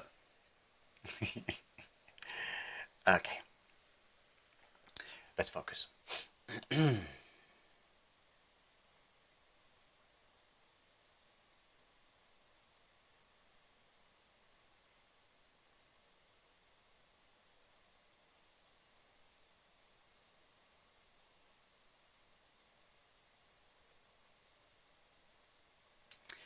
Let's go back. Let's go back a little bit to the idea of types within variables. And again, this is a very C# specific thing that we need to take care of in C# because it's a strongly typed language. It means that we always have to be very specific about the type of all the data that we work with, which is not something that happens in other programming languages. But we have to be very mindful because as good as it is to have a strongly typed language because it's much faster and is way less error prone for many reasons. At the beginning, sometimes it might be difficult to keep track of types, and we will run into a lot of issues where we forget to assign the right type of data to the right type of variable, or we forget to make explicit conversions between data. So for example, if I declare a variable call of the type integer that I call a, and I assign the value of 10, that is going to be fine. But if I were to mistakenly assign the value of 10.45, you would see that I would be getting an error and saying that I cannot store a double inside of a integer, right? That is because it's two different data types. Same thing, for example, if I have a Boolean and I say Boolean is professor or something, and I type here the value of 1002, this is not going to work because I need to have a value of the type true or the type false, correct? Same for string. If I say the message is going to be blah blah blah, then this is probably not going to work either because this has to be a string as opposed to a number. So the way to convert this would be something like this. All right. So we need to be very mindful about making sure that information of the right type goes into variables of the right type. Okay. However, there is a tiny bit of flexibility within mixing different data types. There is, first of all, there are some data types that are that could be thought as a simpler or as a more let's say simpler data type than other data types. So for example, something that I can do is if I declare a double called num, I can actually store a value with no decimal part inside of it. Because if you think about integers as a subset of the more general category of numbers with decimal parts, integers are actually numbers where the decimal part is 0. So I can actually, without any problems, store inside of num, I can store a value that doesn't have any decimal part. Remember how I said that we had chars as a data type, and chars were characters with only one letter? I can create a variable called letter of the type string, and here I can store, for example, the letter A, right? I can store a string of text that only contains one letter. The only thing that I need to keep in mind is that for chars, we did use single quotes. For here, we cannot use single quotes. We have to use double quotes, all right?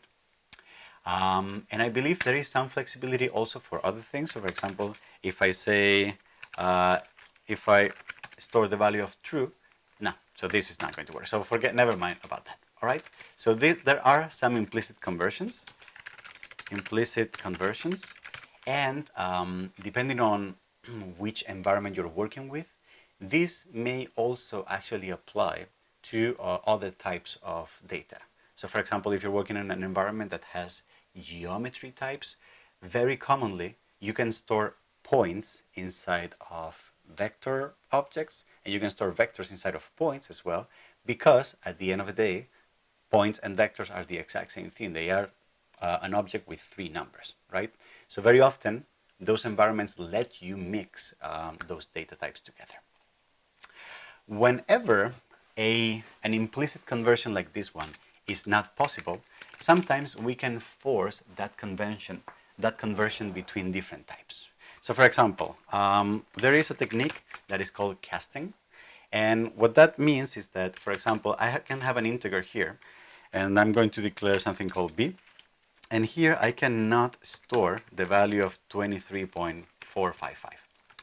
However, I can add here, at the beginning, I can add this clause here, which is, whatever you have here, can you please force convert it to an integer? And I do that by opening and closing parentheses and writing inside of those parentheses the type that I want to cast this information to.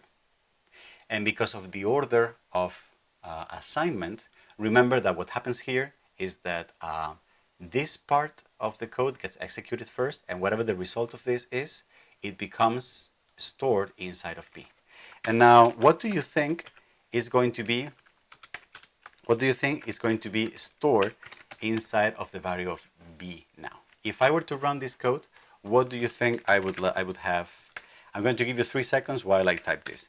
3, 2, 1, let's go.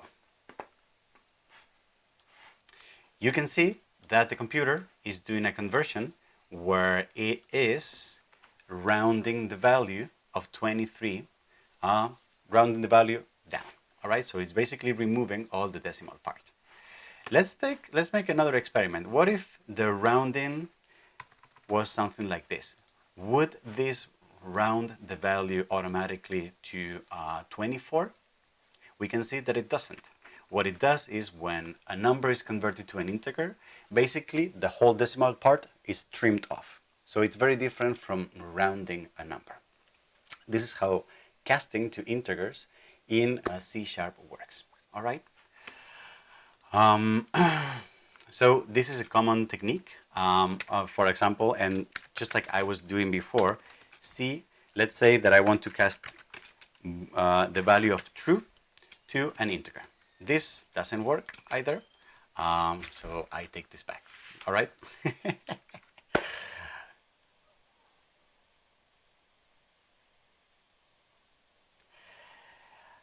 All right. And what am I missing here? Explicit conversions. Yes, with convert. All right.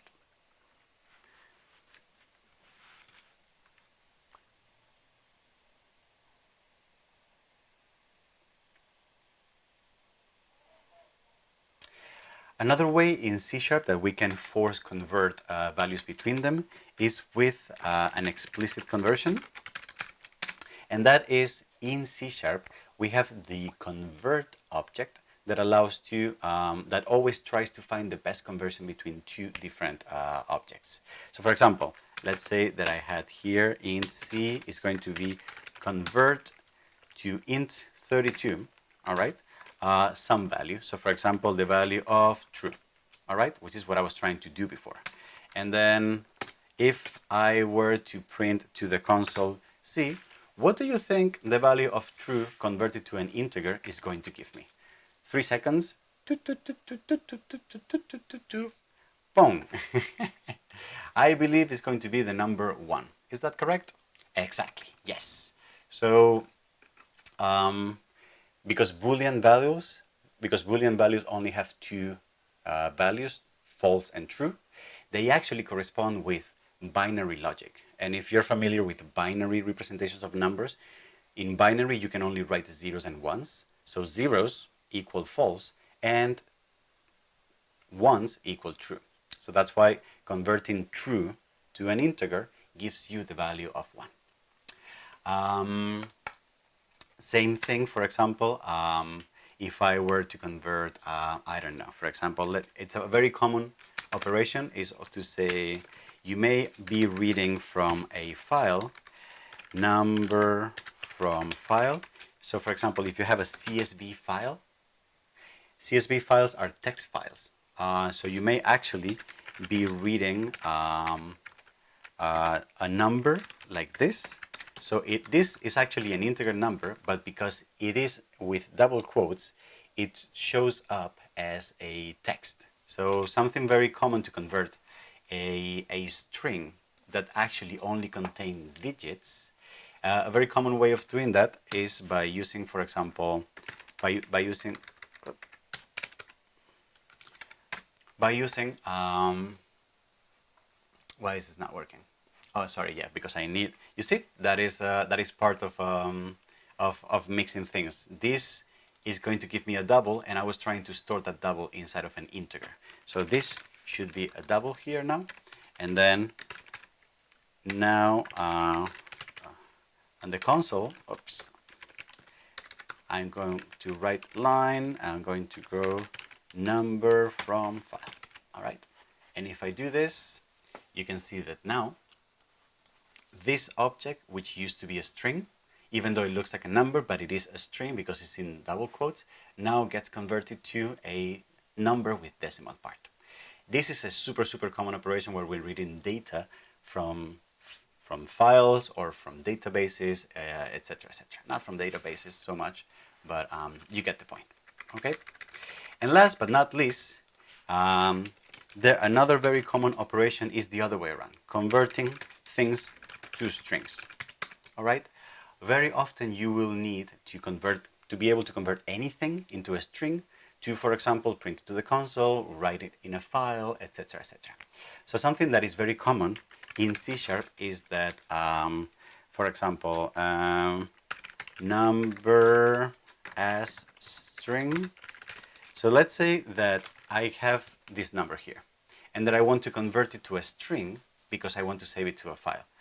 Every object in C#, and that includes primitives, and that includes classes, objects, structs, etc. They all, if I type dot and I type toString, every object has a method called toString that allows to convert this into a string representation of this value. So if I were now to print this, you will see that the result of printing this to the console is going to be that number as a string here. All right. And that's it.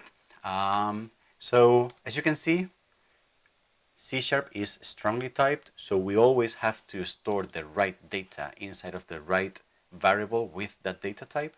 However, there are some options for converting data between different types, either by doing implicit conversions if the types are types that match, because one is a simpler version of the other, either by casting, which is sometimes allows you to do this, sometimes you cannot do, either by using explicit conversions using the convert object, just as I explained here, and sometimes, specifically for the case of strings, you will always be able to use the toString method of any particular object or a particular value to convert that to a string for doing things such as, for example, printing it to the console or saving it as on a text file.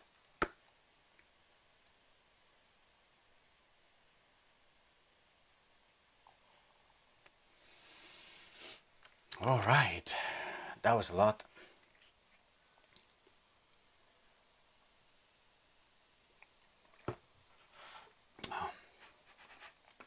Man, I want to Google Cao San Lucas so badly. All right.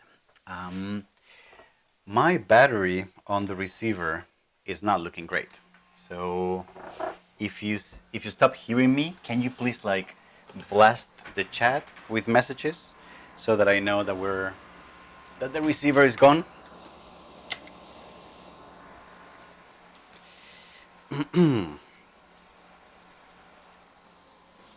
All right. How are we doing so far?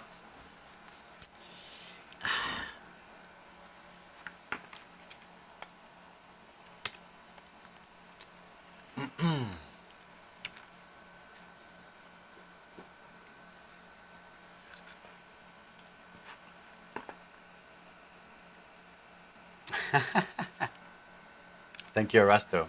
But I think for this one, I don't need to remember the. I don't need to. I don't need to remember to record the intro because all of these, each one of these are going to be independent videos. So instead of doing like a large "Let's learn C# kind of video, I'm doing like a lot of tiny chunks, like 5-minute, 10-minute chunks on a particular subject, and the intro to the general series I will record it whenever we're done with the series or something like that. I don't know. So yeah. So we're good. We're good for that. Sujai, what is the best way to type? What is way to check?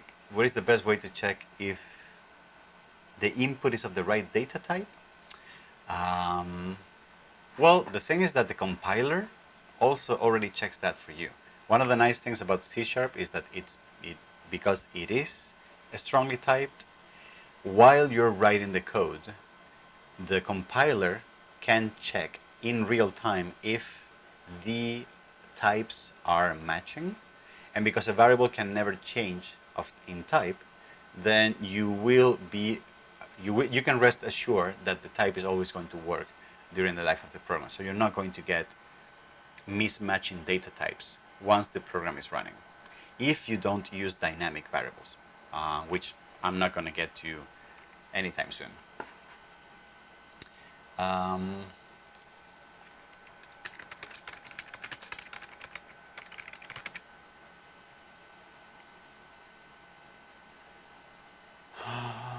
okay, so I'm looking at naming conventions for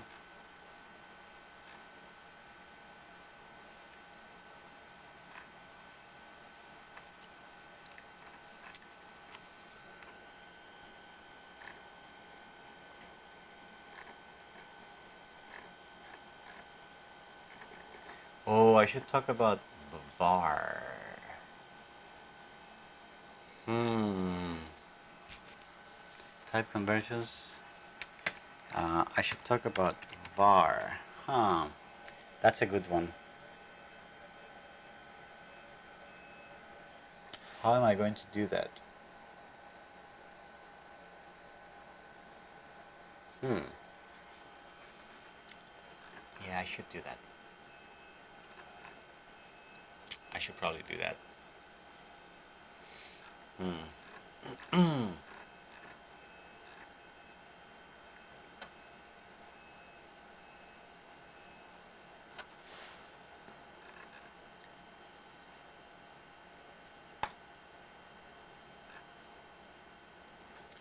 And then capitalization rules for identifiers, Pascal casing and camel casing.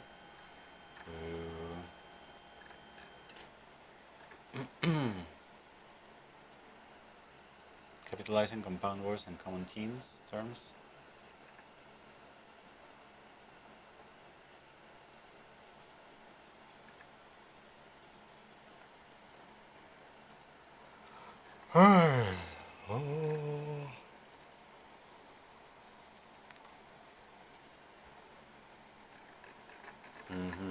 General naming conventions.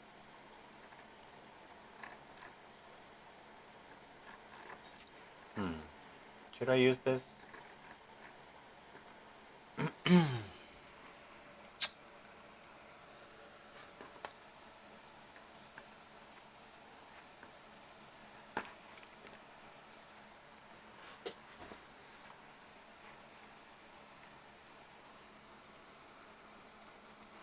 Um, let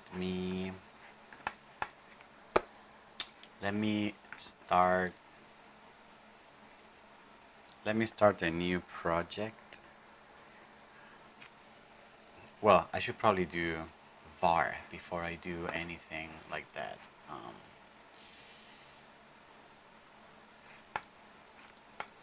Um,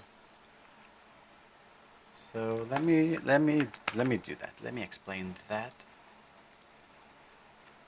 So that's going to be 7. That's going to be var.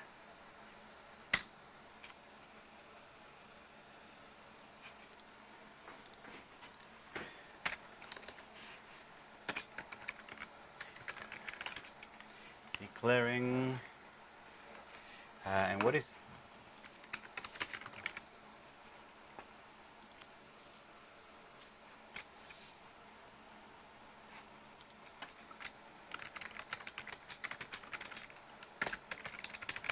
the variables implicit type?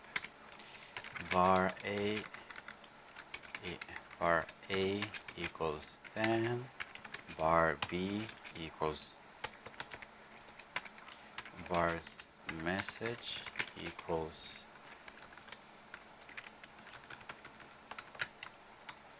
3.1415, message equals hello, name equals parametric camp,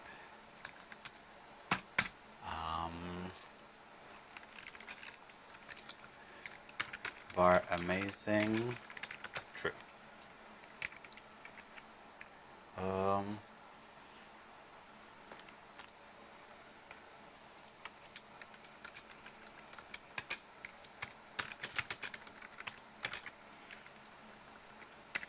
Okay, and this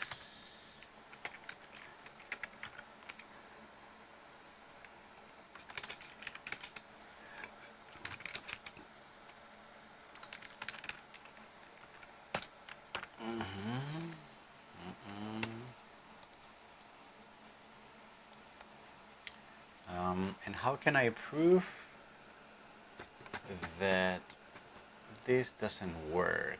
For example, if I combine what?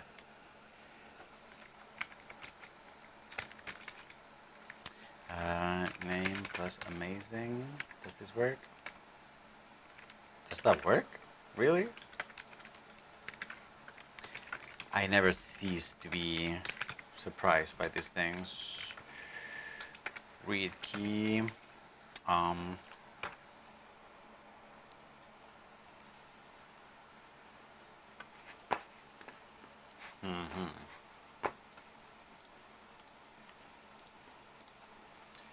What could be a good example when this would not work?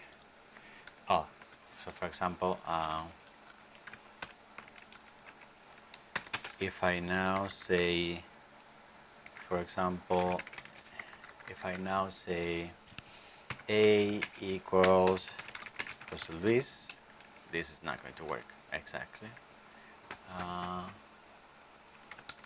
Or if I say A is equal to a number with decimal part, it's also not going to work.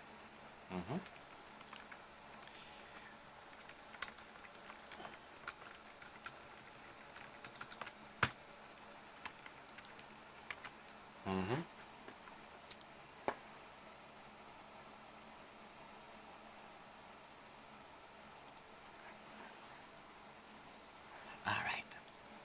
Okay, so let me explain what this is about.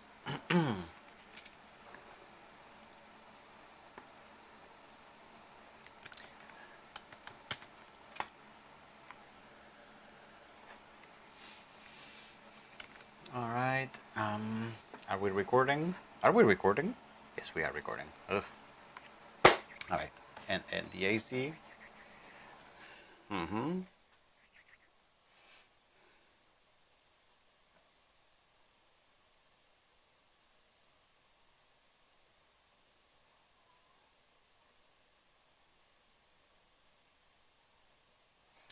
All right, more about data types. A modern feature in modern C Sharp, and something that you will probably find, that you'll probably read out a lot out there, is that sometimes people, when declaring variables, they use the implicit type var as the type of that variable. All right, var is a keyword that basically represents a data type that will be assigned whenever the compiler figures out what type of information we are passing in here to the variable.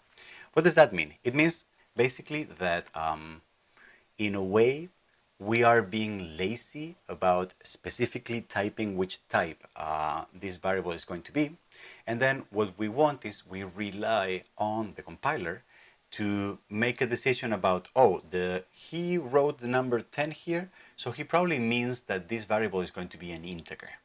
All right. So for example, if I can do this, I can write 4 different variables, all of them with the exact same keyword here, var, but then give them different types. So this would be a number with decimal part, a double. This would be a piece of text, so a string, and this would be true or a boolean. All right. What this means is not that these variables don't have a data type. What it means is that I'm being a little lazy about typing it, and then I'm just letting the compiler decide that this is going to be an integer, this is going to be a double, this is going to be a string, and this is going to be a boolean. All right, that's it.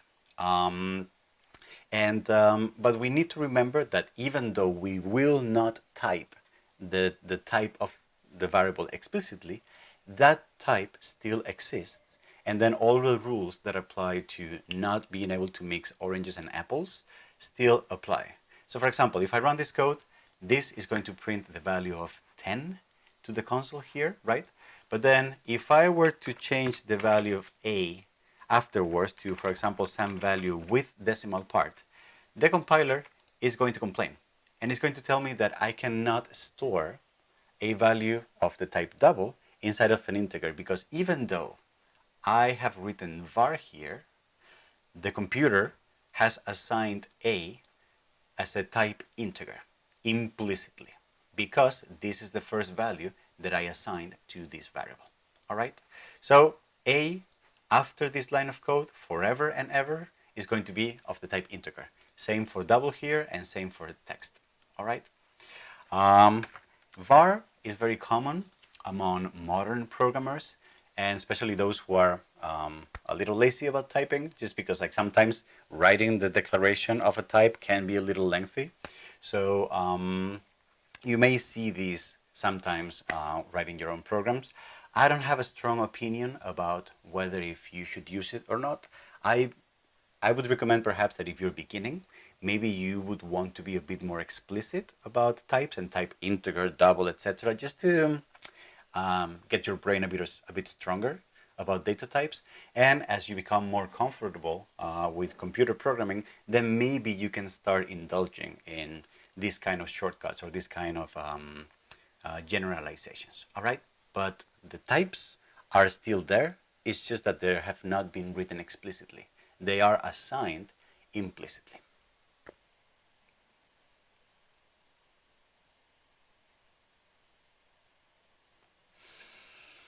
Fernando, is that clear now? I'm looking at you. Clear? Sujay, yes, I see what you're saying. There are ways of doing that. So there are ways of taking the result, which always have to be an integer, a string. So let me do that. For example, here, let me show you an example of that. So string input is going to be console.readline, all right, enter number, all right. Can we get a message here? No. So, okay, so what we can do is we can say console.write, and then here we can just say enter number. All right, and then here we don't need to input anything. All right, and you can see that the return type here is a string. I will explain this in further videos down the road.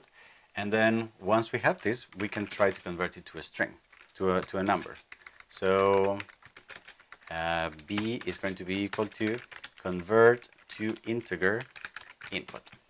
All right, so let's see if that works, and then let's see if we can print that to the console. Let's see if I run this, enter the number, pop, pop, pop, and I type enter, and then we got the number. Let's see if we input something that is not a number. So let's say this one. This is going to crash, all right? And it's giving me an error because there is an exception. This string cannot be converted to an integer. And therefore what we would need to do here is we would need to add a try catch clause and then handle with an exception whether if this is possible or not. So we could say here try, we could put the risky code, the code that could break here. And so for example, user input the value of this much, and then if it doesn't work, then we can say here console write. So for example, we can write here invalid input. All right. So, and now we can just enter something that is not right, and it says invalid input instead of giving us an error. But I will explain this idea, try catch blocks. I will explain those farther down the road in the tutorials. All right. If you need to change the value of a, I don't need to type var again. It's only a exactly. Yes, it's a. You will never type var again because that would mean declaring a again, and that would be confusing to the compiler because you cannot have two variables with the same name. All right, so where were we?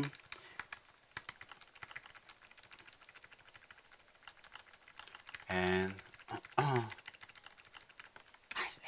I'm just going to do this manually. A equals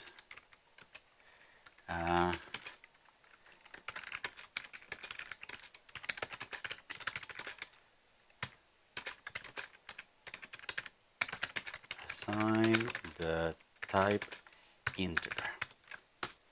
So this doesn't work. All right.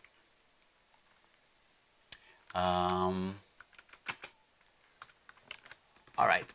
So there you go. So this is going to be var. What do we got now? Naming conventions. Okay. Ooh. Naming conventions. I'm going to create a new file for that.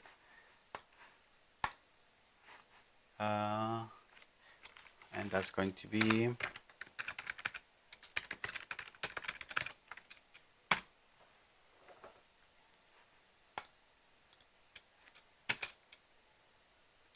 all right.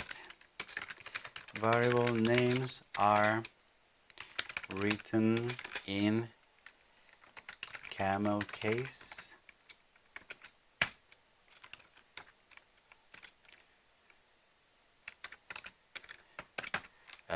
String my name equals also this.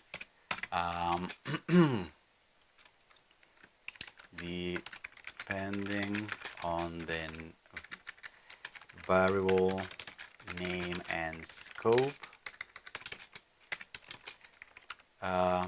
try to not be too short or too explicit, too ambiguous or too explicit. So for example, let's say I declare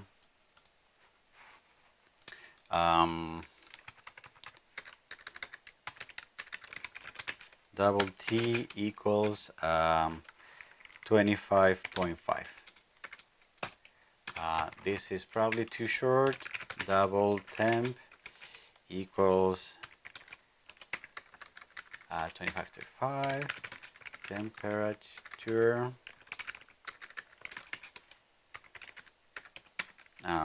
double room temperature,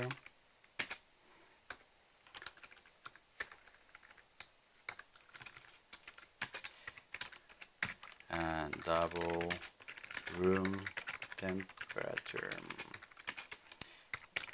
Okay, and probably too short,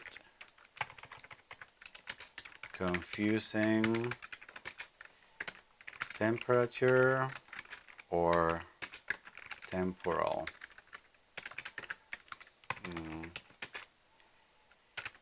Getting better. Explicit about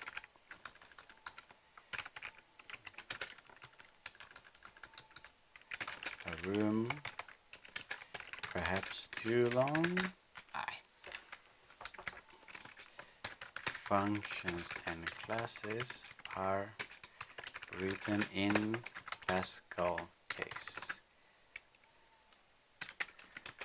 We will see those in future videos.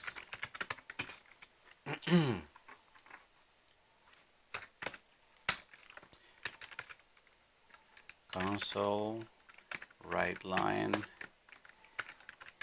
This was fast.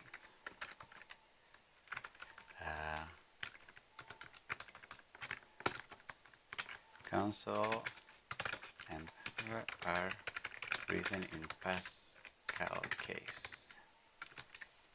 All right.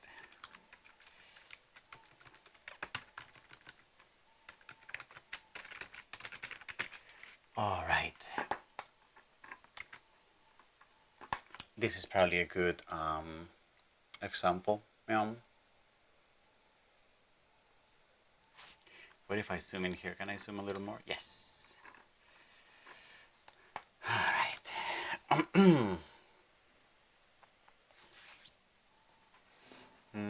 Can I disable these warnings?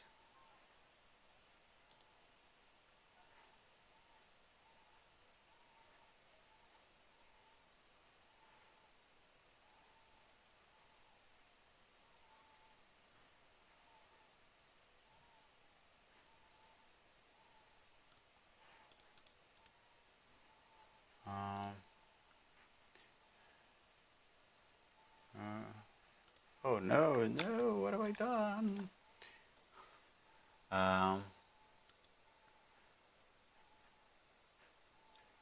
Configure severity,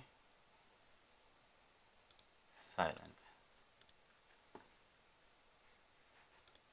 Alright, configure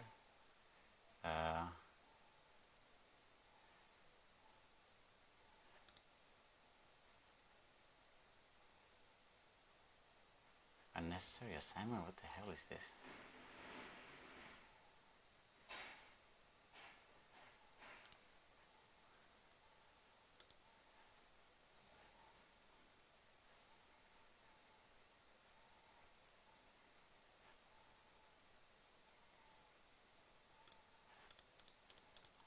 Alright. Okay, I got rid of the stupid squiggly lines. Alright, so we are on variables or names are written in camel case. Okay.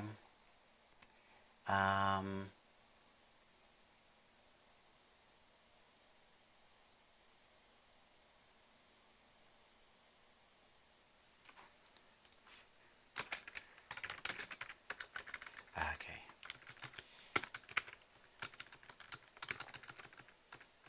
Oh.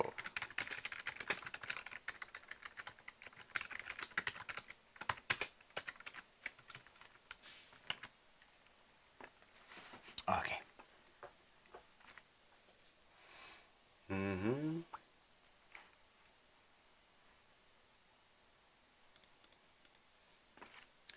Okay, so what am I going to say here? Naming conventions.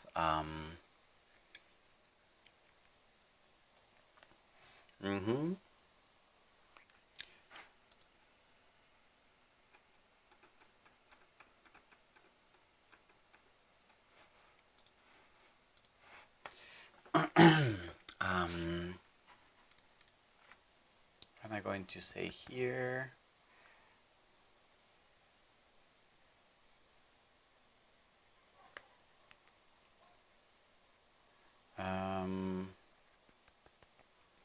What am I going to say? I'm going to say that this is, I think this is going to be, by the way, this is going to be the last video this afternoon. I wanted to do basic arithmetic, but I don't think I'm going to get there. And it's very hot. So I think I'm just going to spend the rest of the afternoon editing the videos and seeing if they're good in time, etc., and like planning more videos. So if you want to be thinking about questions for Q&A and social, I'm probably going to be done with this in 5 minutes. All right.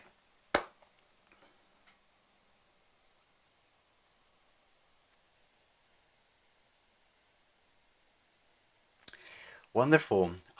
Before we move on to other topics and we wrap up variables, I want to talk a little bit about naming conventions. Naming conventions are an option that we have about how to name the variables and the functions and the classes that we use when writing computer programs. And they are conventions because they are something, they're not mandatory, they are just something that is encouraged to maintain consistent between all the people who write the same programming language, just because if you get used to a particular way of writing and naming your variables, then it will be much easier. If we all agree to that same way, then it will be much easier for all of us to read each other's code, right? So what happens is that in C# there are very clear conventions about how to write variables, functions, and class names. And also there are good practices and good recommendations about what names to give it and the length, etc. The way it works in C#, and this is very C# specific, other languages work in a different way, is that variable names are typically written in this thing called camel case. And camel case means that that the first letter of the first word is always going to be lowercase, and then if you have to stitch more words to that variable name, then the first letter of each one of those words becomes capitalized. So think about camel case as like this is the hump of the camel, right here. So for example, my name starts lowercase, but then the N in name is capitalized, right? This is what's called camel casing, and is the recommendation for naming variables inside C#. Other things, such as for example objects and functions, like for example console is an object and writeLine is a function inside the console object, those in C# are typically written in what's called Pascal case. And Pascal case is the same as camel case, it's just that the first word also is uppercase. All right? So you see how writeLine, the W is uppercase, so that means that it's Pascal case. Parametric camp, for example, is also written in Pascal case. All right? And then there are some good rules of thumbs and good practices about which names to choose for your variables. For example, if I wanted to create a variable to store the temperature of a room, this is a bit more flexible, and it depends on the scope of your variable, whether if you're just going to use it once and never use it again, or if it's a variable that is very important in your whole program. There are certain guidelines. You will get used to how this works over time.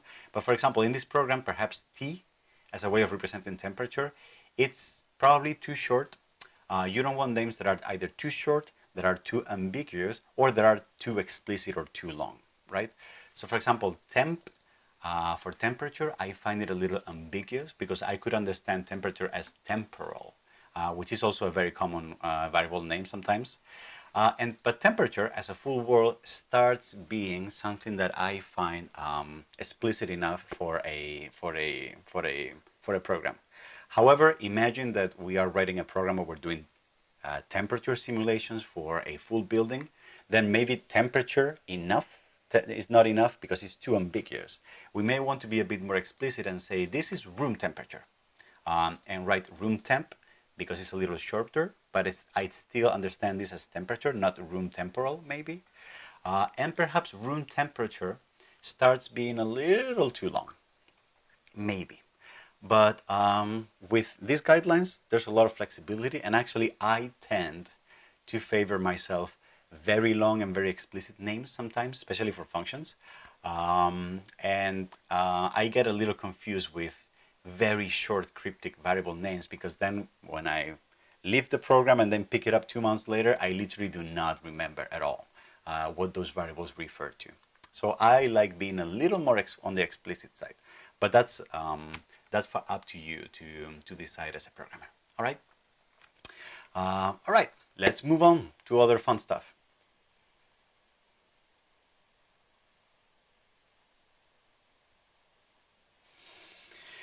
Alrighty. Oh.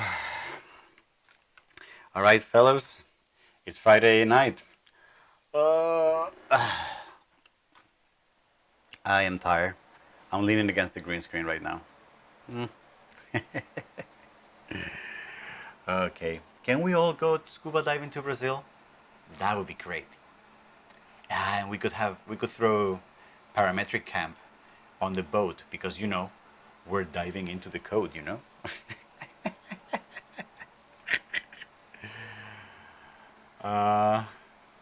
Oh, that would be amazing, Fernando. Thank you so much. Thank you so much. Yep, I would love to do that. Are you a scuba diver, Fernando? Yourself? Let's totally do that. You. All right, yes, but the situation is not great for traveling right now. We're gonna need some time for the whole world to stabilize a little bit. Anyway, how was this? How are these videos? Do you think they make sense? Do you think they are a good starting point? Feedback? How are you feeling?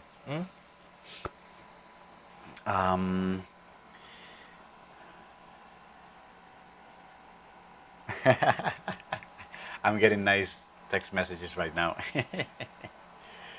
All right. Okay. So. Okay. Any questions? Anything that was not clear? Thank you for pointing out var. I had totally forgotten that it was a thing, but it was definitely a good thing to talk about. Arasto, I'm planning on making lots of short videos for this series. Yeah, I want them to be like very short. So probably each one of the videos is going to be each one of these 5-minute spans that I was talking about. That's probably what it's going to look like. Because I want to be able to, I want to be able to use this material as teaching content. So I want to be able to have a slide where I'm saying like, oh, and there are some conventions on C# about variable names. So please go ahead and check this particular video where I'm talking about naming conventions. Or I want to be able to, like, somebody ask like, oh, I've seen var is like a data type. Oh, var is not a data type. Please go to this video and where I'm explaining what var is.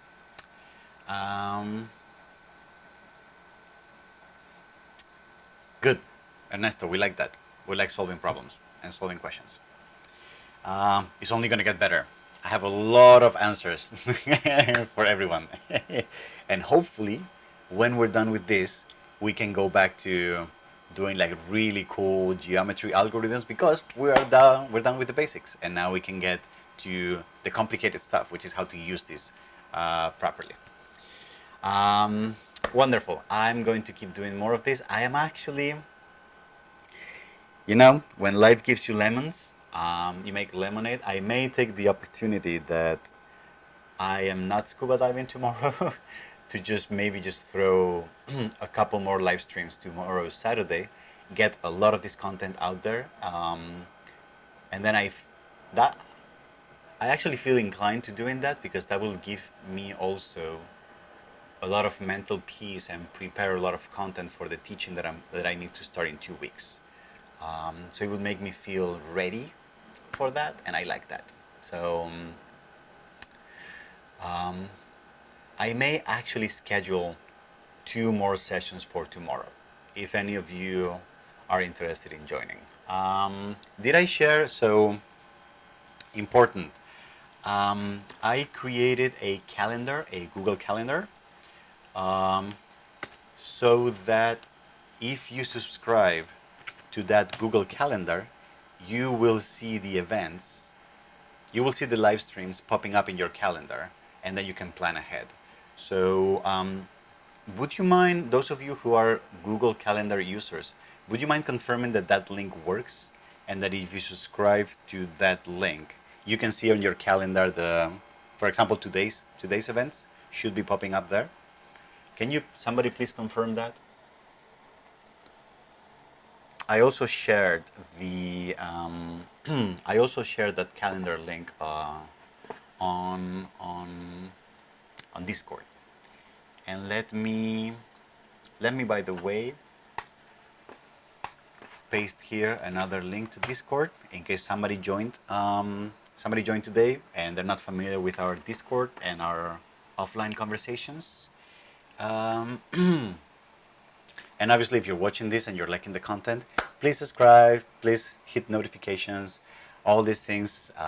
I would like to reach at some point soon 1,000 followers, because that all of a sudden that enables a lot of new things that I can do on YouTube.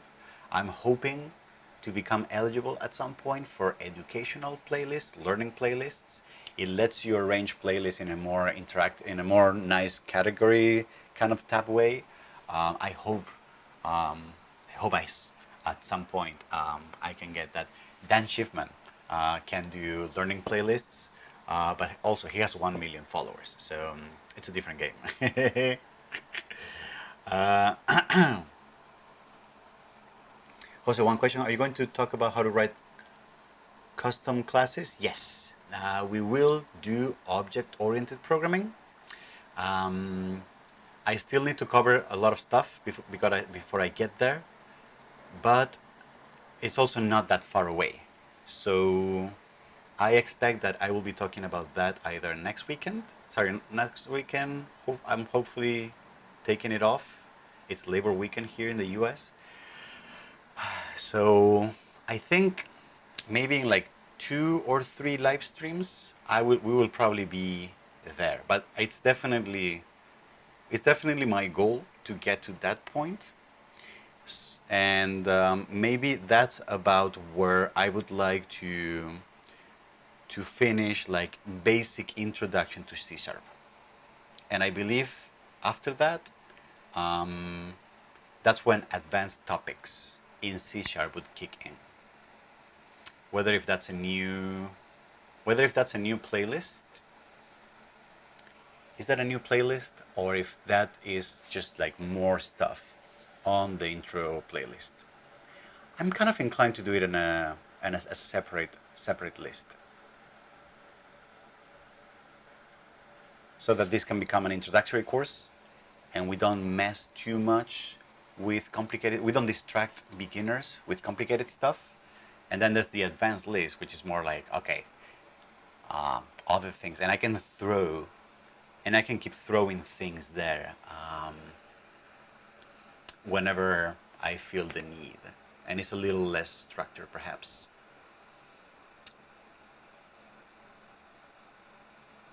Ernesto, can you paste that on the live? Can you paste that link, that screenshot, on the Discord, on the live channel? I would love to see that, how it looks. Ernesto. All right.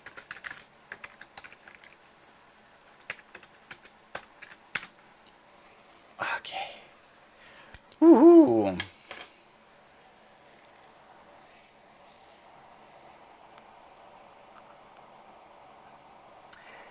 Do you have in mind to talk about recursive functions? That is a very good question. Oh, Ernesto.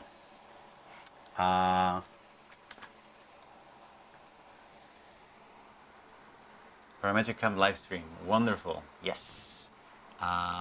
Oh, but you can see it. You see it in green. I thought the playlist was red. I like the red color. Wait. Sorry, I thought the calendar was the color of the calendar was. Oh, but I guess you can. I guess you can customize it on your side, right? Um, you can customize the color on your side. Oh well, who cares? So, Andres, I think recursive functions are very important. You are right. Um, and actually, in computer graphics and for certain types of geometry generation, they're extremely, extremely useful. But I don't think they are a beginner level topic. So I feel inclined to leave those for the advanced topics series and just make an episode about recursive functions. So, what are we? Are we talking about Ernesto's private life? uh, all right. Um, so Andres, I think I feel inclined to leave that as an advanced topic. So I may not cover that on this playlist when I talk about functions. That's how I feel about it now. But I may change my mind. Maybe. Yeah, that's how I feel right now. But it is true that recursive functions are actually quite important. And for example, for fractals, are just, they're super necessary. However, you can get away for many reasons and many situations. You can get away without recursive functions by writing code in a different way. So, for example, when we did the check-ins algorithm, all right, remember that one? That we could have done it with a recursive function, but we chose instead to just write a loop and keep working on that loop infinitely. We did implement recursive functions though when we did the Douglas-Pecker polyline simplification algorithm, right? I think we did the recursive functions there. So yeah.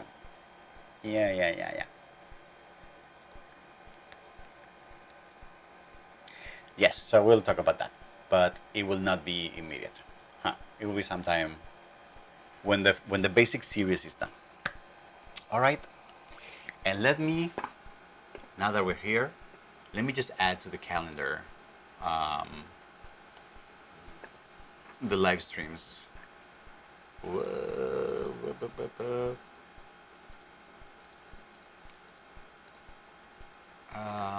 Let me just add to the calendar the live streams for tomorrow.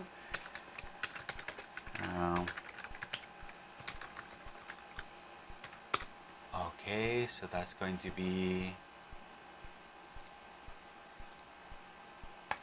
okay, and that's going to be. Can you see them? I just added the two new events for tomorrow.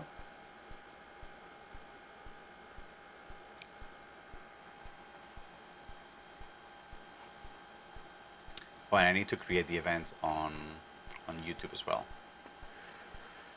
Well, I'm kind of tired.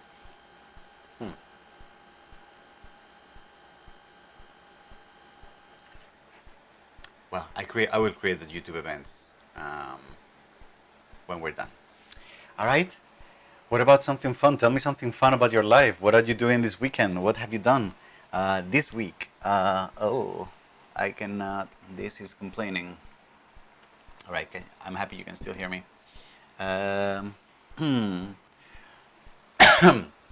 Any news?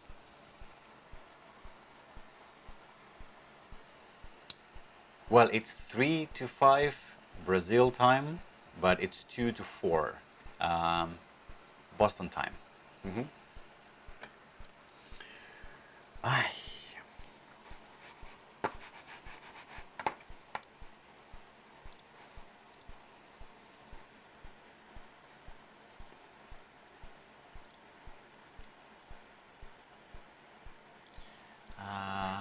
Exactly. All right. Okay. Well, if I think we're done here then. Um, Professor, what's my streaming PC setup like? Oh, how can I do that? How can I show you? How can I show you? Um, well, I'm going to describe it, but I don't think I can show it. Well, first of all, um,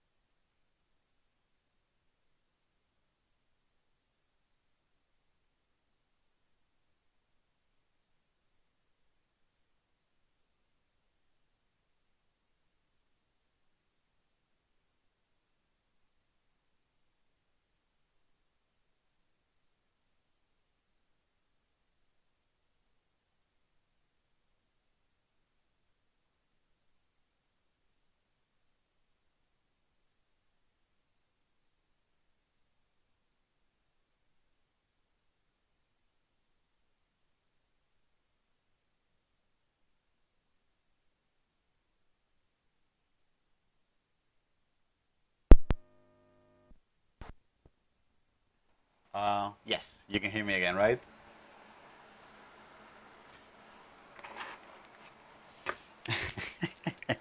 You're interpolating what I'm saying. That was very funny too. Someone is very funny today here. Rafael and Ernesto, they're both like. All right. I was saying my setup is I have a green screen, right, that I can roll up and down, so you can see that's the back of the room. And then the the the green screen is not very wide, so that's why instead of like a 3 by 4, you can see if I do this, my hands get cut basically because there's no more green screen here. It's a rolling vertical green screen. It's actually super nice, and I think when I bought it, it was the last one that was available on Amazon. I think when the I think when COVID hit, everyone started buying green screens and flashlights. So I think I got the last one. On it's very nice actually. It rolls, so I can like roll it down and store it, and it's very nice. And then I have 3 screens here, and I'm using a laptop actually. I have I bought at the beginning of the year a very powerful laptop that I am not happy at all with. I don't know if it's a laptop or if it's Windows 10. Whatever it is, I'm just not very happy with it. It's just for many reasons. But anyway, so I have my laptop here, and the laptop, and I have a vertical screen here, and I have a horizontal screen here, like a landscape oriented, and I have a vertical, like a portrait screen here. On the left hand side, on here is what I have everything that you see when I do this. This is what you see on my main screen, and I have a webcam there on the top of the screen. That's what I'm using to point at myself and do the chroma. Then when I switch to my secondary screen, this is my laptop, all right? And this is the one that I use on the side because my laptop has a touch screen that I can use a stylus with. So that's why here I can do sketches with my stylus. And then here on the right hand side, so you see me looking all the time to the right, here I have a portrait, like a vertical screen, where on top I have 2 halves. On top I have the YouTube live stream studio, YouTube studio, so the live stream, and I can see the chat, and I can see your conversations, and I can see messages about the connection being wrong, etc., etc. And here on the bottom, on the bottom half of the vertical screen, I have either OBS, which is the software that I use for streaming and recording, or I have Visual Studio Code. So not Visual Studio, but Visual Studio Code, which is what I use here, which is what I use to take notes and to remind myself of things. So for example, these are the notes that I have about the streams that I wanted to do today, and this is all the stuff that I covered today, and this is the stuff that I didn't make it today, and I will start. I will start next tomorrow morning. I will start with this chunk here, and I need to think of more stuff to add, you know, and some reminders: take breaks and field goals because you're boring. Boo. All right, and yeah, and that's pretty much it. And then I have keyboards, shortcuts to switch between different scenes in OBS, and that's how I do from this screen to this screen to this screen back to here, just with shortcuts. And yes, I love Markdown. That's something that my friend Nono Martinez just tattooed on my brain. He was like, "You have to learn Markdown," and I was like, "Well, how is that useful?" And then as soon as I started using it, I loved it. I like it a lot. All right. Um, what should I check that out? What should I check out? Markdown? But it's what I'm using. I'm using Markdown. I'm using Markdown on Visual Studio Code. uh, so, all right. Obsidian.md. What is that? Uh, is that a is that a is that a text editor, or is that Obsidian.md?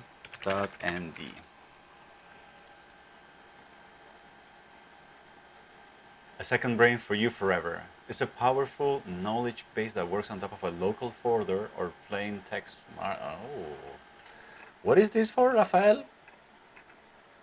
This looks promising.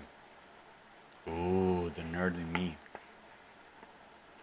I've been organizing my notes with Obsidian.md, which is something like Roman research but with local markdown files. Oh.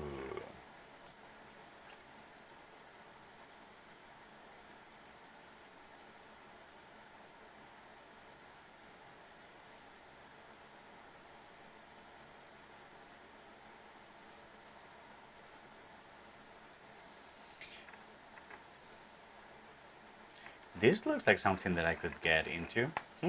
Interesting. Thanks for the tip. I'll take a look. Yeah. All right. Very nerdy. Yes. I like very nerdy. All right. Thanks, Rafael. Okay. So I think I'm gonna call it a day. I think I deserve a beer. Do you guys think I earned it? All right. It was a pleasure, as usual. Thank you for staying with me all day and dealing with my back and forth, saying like, "What am I whining about scuba diving?" And and then I will